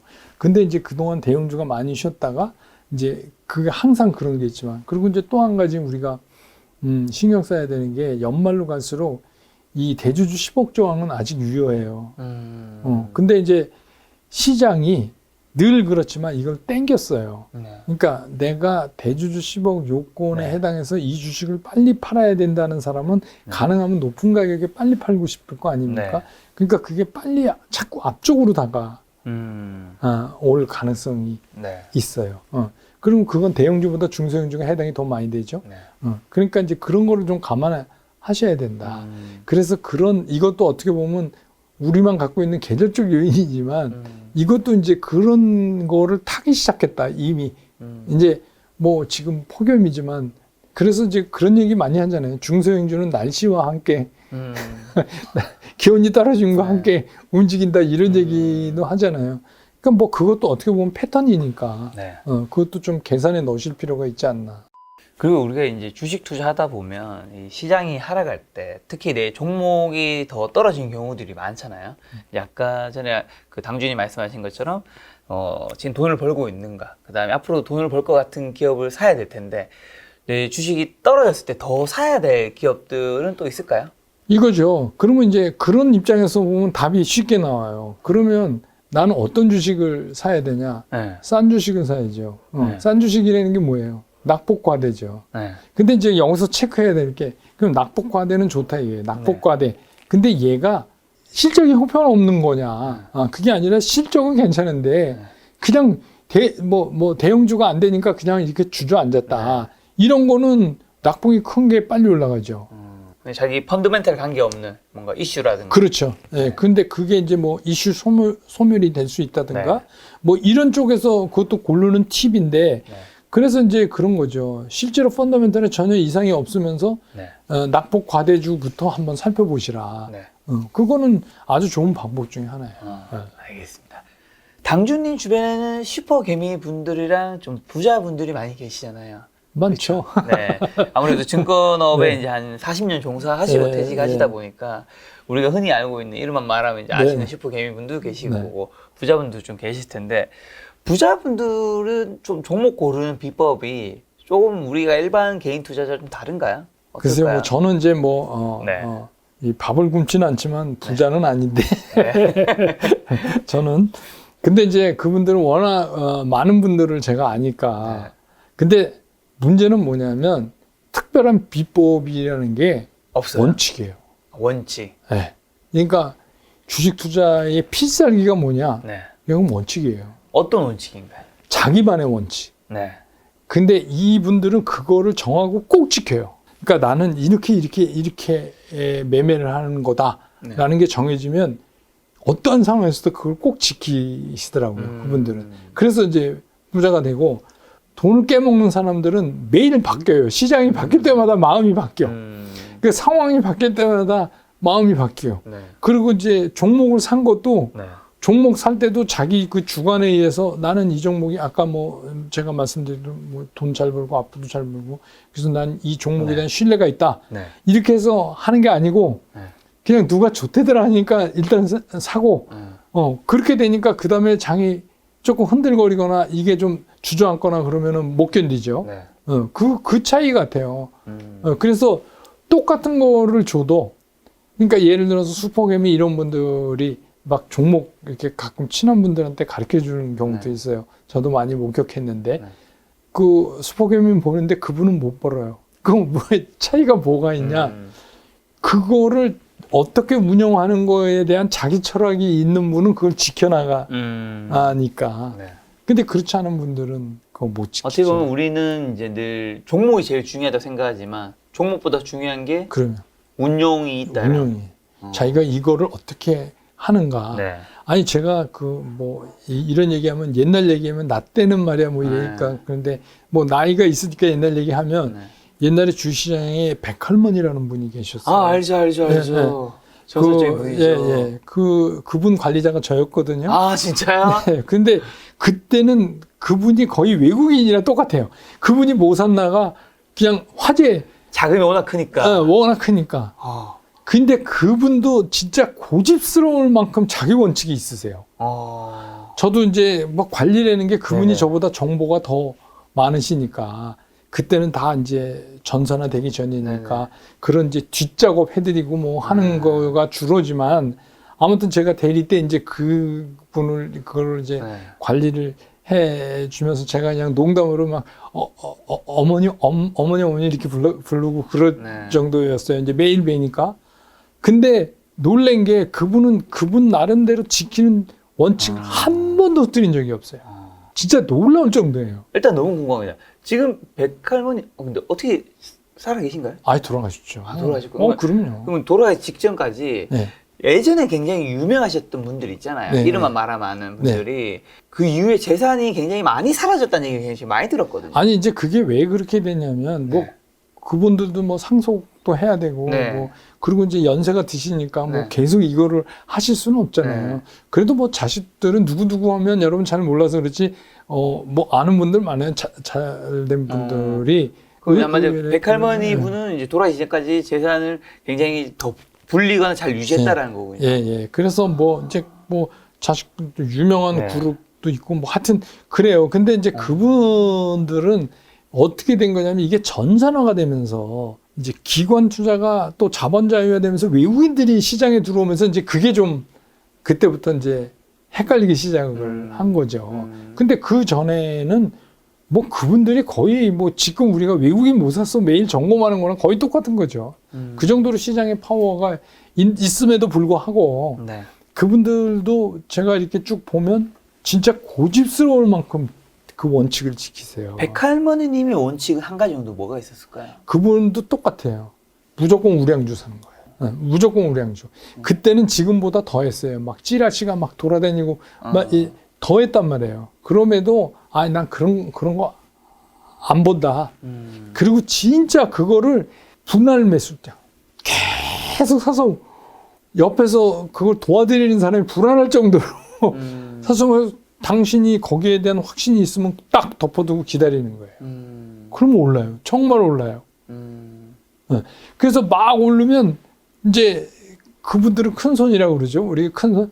그러니까 속고 말하면 우리 증권업계 속말로 조막손들이 막 달라고 이제 달라드는 거예요. 그럼 어떻게 되겠어요? 그분은 이익 났으니까 팔 거 아닙니까? 그런 거예요. 그러니까 그런 원칙이 굉장히 중요해요. 그걸 지키는 게. 네. 아마 지금 슈퍼개미 되신 분들도 저도 이제 몇 분 아는데 거의 비슷해요. 그분들도 고집스럽게 자기 원칙이 있고 그걸 한 번도 흐트리질 않아요. 그게 중요한 것 같아요. 그럼 지금 당준이 주변에 계신 부자분들은 좀 어떤 주류의 주식을 모으고 있는 것 같으세요? 그 이제 사람에 따라서 좀 달라요. 네. 그러니까 이제 이게 연세에 따라서 이게 수성형이냐, 아직도 이제 늘리려고 공격형이냐, 이게 좀 다르죠. 근데 대개의 경우 수성형이기 때문에 이미 재산이 많기 때문에 네, 그런 이미 전략을 많기 때문에 이제 선택하는 거겠죠? 수성형이기 때문에 이분들이 주로 이제 우리가 말하는 펀더멘털이 좋은 주식을 사시죠. 펀더멘털 좋은 주식을 주로 사세요. 그리고 이분들은 이제 리딩 컴퍼니를 주로 많이 사세요. 왜냐하면 우리 말하는 대장주, 이게 대장주가 가면 대개의 경우 그 옆에 있는 뭘 좀 살라고 그러잖아요. 그렇죠. 일반적으로. 이게 대장주가 이제 뭐 100% 오르면 중성주는 뭐 300, 400% 네. 오르잖아요. 네, 그래도 이분들은 대개 대장주를 하시는 것 같아요. 그게 왜냐하면 어떻게 보면 리스크 해지죠. 네. 대장주는 때가 되면 다 가거든요. 근데 이제 변두리로 가면 갈수록 리스크가 커지니까. 그러니까 그분들 입장에서는 기가 막히게 많이 오르는 것도 중요하지만 이게 지키는 게 상당히 중요하죠. 그럼 개인 투자자 입장에서는 돈이 많지 않은 사람이라면 어떻게 해야 될까요? 이게 사실 그 사람에 맞춰서 전략이 달라지는 거잖아요. 슈퍼 개미인 분들은 돈이 많기 때문에 그렇게 하는 게 더 많아질 수 있는 건데 개인 투자자는 사실 돈이 적기 때문에. 그래서 이제 제가 네. 드리는 말씀이 이런 거죠. 그러면 이제 먼저 제가 그런 질문을 받으면 질문을 드려요. 왜 주식 투자를 하십니까? 돈 벌려고 합니다. 네. 아니 근데 그렇게 막연하면 안 되고요. 네. 1년에 20%요. 네. 그렇게 돼야 돼요. 네. 근데 이제 1년에 20%가 진짜 가능한가? 어렵겠다고 생각합니다. 네. 어렵다. 그러면 고쳐야 돼요. 왜냐하면 작년엔 20% 우스웠어요. 그렇죠. 우선. 올해는 아니에요. 네. 그러면 기대 수익을 줄이면 줄일 만큼 리스크를 덜어내야 돼요.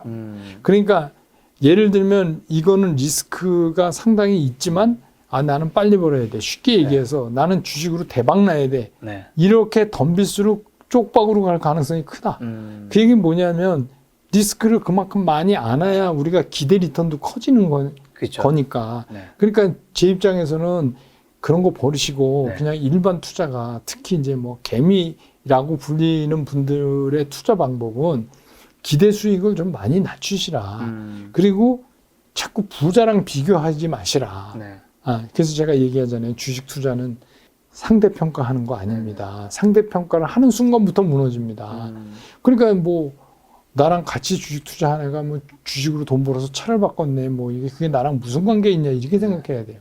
제가 차를 바꿨으면 나는 집을 바꿔야지. 이러고 덤비면 원금 까먹을 확률이 커진다. 네. 그러니까 주식 투자는 자기가 자기랑 싸움을 하는 거다. 그러니까 절대로 상대평가를 하지 마시라. 그래서 제가 심지어는 제 책에 그런 말도 썼잖아요. 아니 그 부자 돼서 여기저기 나가서 얘기하시는 분은 주식 투자 안 하고 로또 사도 맞았을 겁니다. 그렇게 생각하셔야 네. 편하다. 그러면 내가 이 가계의 잉여재화를 가지고 네. 주식 투자를 하는데 네. 내 목표 기대 수익은 과연 어딜까? 그거를 본인이 정하셔야 돼요. 그래서 나는 예를 들어서 10%면 1년에 10%만 나도 나는 굉장히 감사하게 생각한다. 그러면 거기에 맞춰서 매매를 하면 아까 말씀드린 운영 방법도 달라지지 않겠어요? 운영 방법 당연히 달라지죠. 네. 그런 분이 예를 들어서 이게 이틀, 3일 만에 10몇 프로 올랐다. 네. 그러면 그분은 이익 실현하는 거죠. 그리고 진짜 감사합니다 하는 거죠. 네. 근데 이제 문제는 뭐냐. 그러고 나니까 이게 더 올라요. 괜히 팔았나 봐. 그리고 이제 달려가서 또 사는 그런 것만 안 하면 된다 이거죠. 그거는 주식시장에서 돈을 자기 혼자 벌 수는 없잖아요. 네. 그건 난 떠나 보냈으니까. 네. 그건 내 목 아니다. 이렇게 생각하시면 편하죠. 그리고 그 다음에 내가 투자할 거 찾는 게 훨씬 편하지. 네. 저는 이제 그런 생각이에요. 그래서 너무 주식 투자를 일확천금 얻는 거로 생각하지 않으셨으면 좋겠어요. 돈을 벌기 위해서지만 너무 부자가 되려고 하지는. 그래서 그렇게 정석대로 투자를 하다가 진짜 운이 좋아서 부자가 되는 경우는 있죠. 그런 경우는 있지만 처음부터 난 부자가 될 거야. 이거는 좀 아무래도 리스크를 많이 끌어안게 되니까.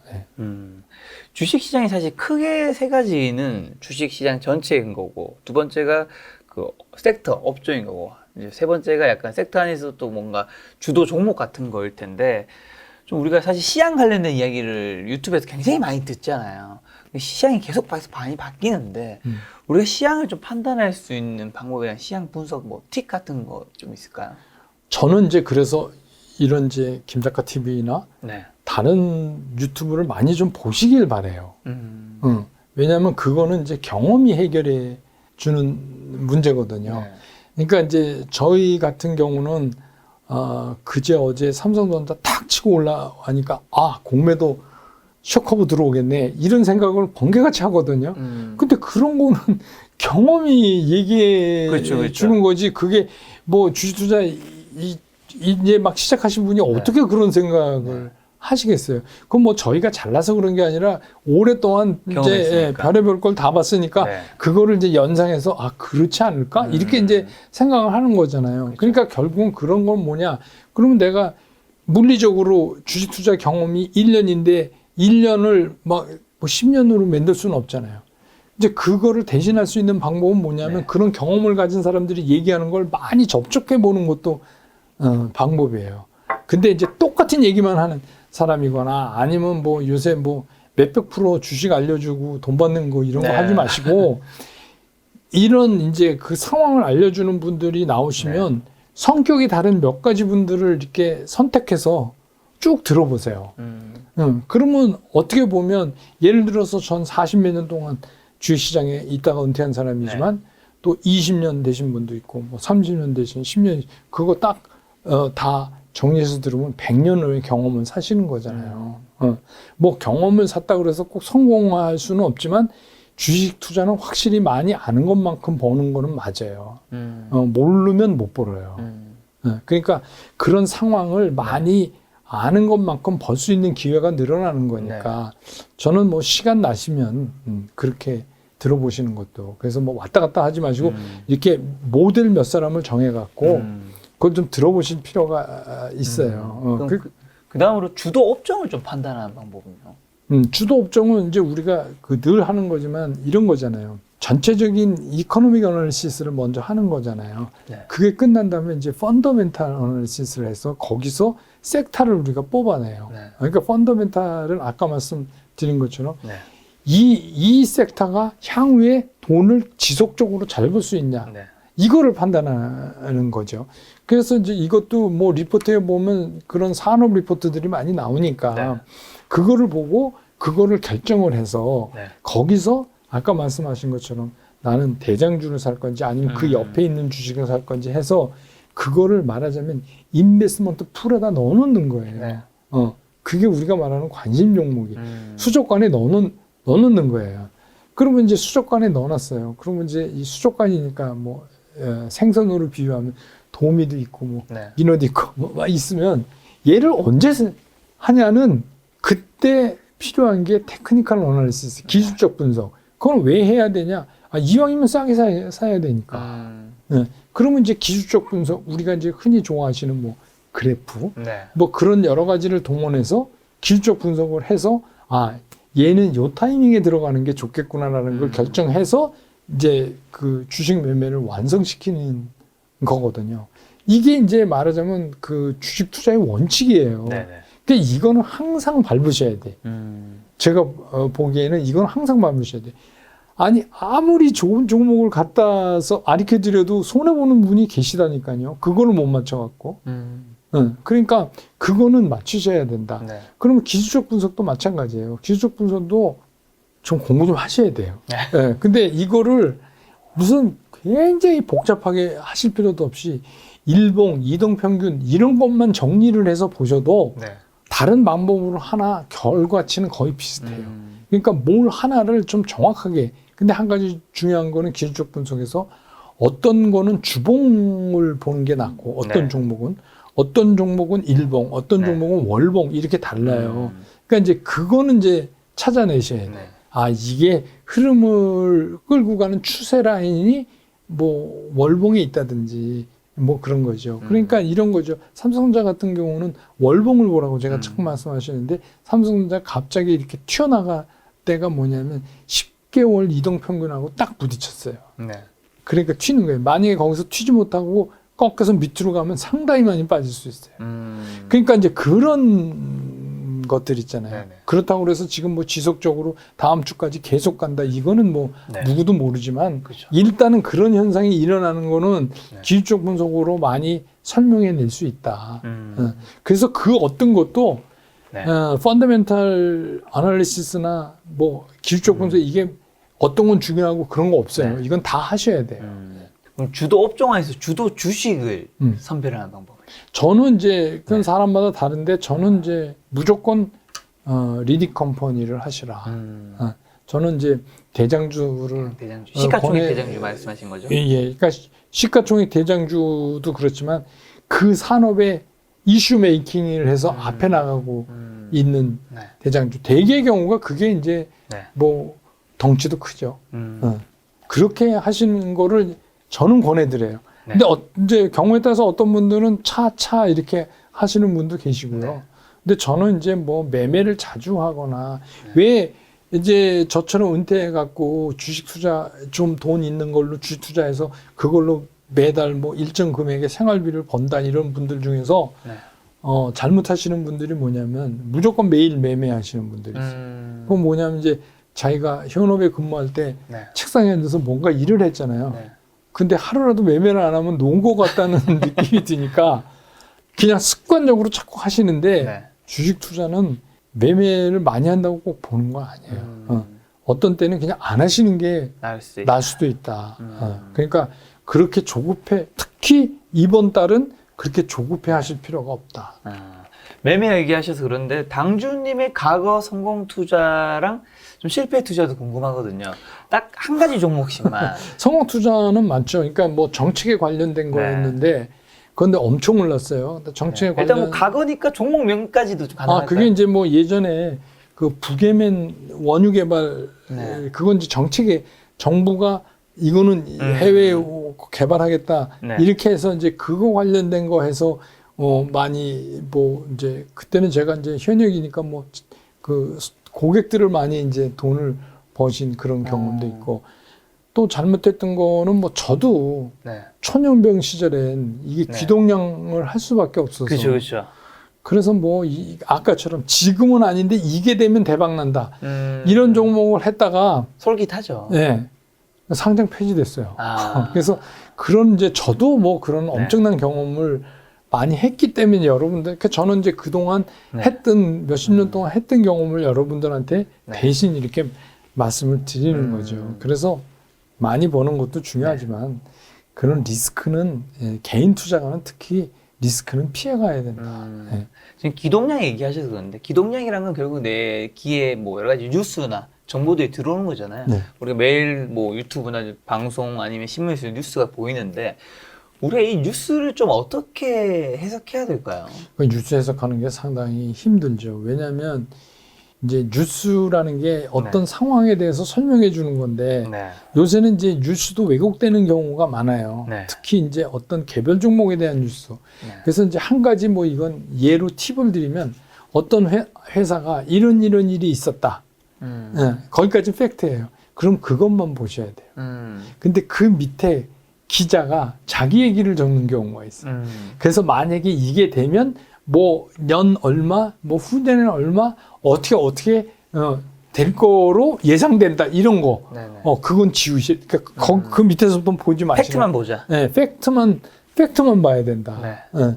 그 다음에 뭐 기자가 그렇게 잘하는 자리가 사야죠. 그러니까 그런 경우에 간혹 그 네. 뒤쪽에 방점을 두는 분들이 계세요. 네. 와, 이거 되면 대박인데. 근데 되면 대박이죠. 그렇죠. 근데 기사라는 게 좋은 기사를 쓰는데 뭐 이렇게 예상된다 정도는 쓸 수 있죠. 그 좋은 거 쓰지 나쁜 거 쓰지는 않은 거 아니에요? 네. 근데 우리가 뉴스를 볼 때는 그 팩트만 보는 연습을 좀 하실 필요는 있어요. 그래야 조금 안 속죠. 김작가 TV에 또 오랜만에 나오셨는데 네. 시청자분들에게 뭐 마지막으로 하시고 싶은 말씀이 있다면? 8월은 네. 또 뭐 어떻게 보면 9월까지 그래야 될지도 모르지만 네. 일단 작년하고 다르니까 느리게 걸으시라. 그러니까 오늘 못 사면 못 살 것 같은, 왜냐면 이게 진폭이 커질 거니까 또 오늘 못 팔면 못 팔 것 같은 그런 생각이 드시거든요. 네. 근데 제 생각엔 8월은 좀 느리게 걸으시는 게 더 나은 것 같다. 그런 생각이 듭니다. 알겠습니다. 많은 시청자분들께서 이제 조급한 마음보다는 이제 당준이 말씀하신 것처럼 느린 걸음으로 조금 더 여러분의 부가 쌓이기를 바라도록 하겠습니다. 오늘 만남의 손님은 한세구 저자님이었습니다. 지금까지 여러분 소중한 시간 함께 해주셔서 정말 감사합니다. 오늘도 김 작가였습니다. 고생 많으셨습니다. 고맙습니다.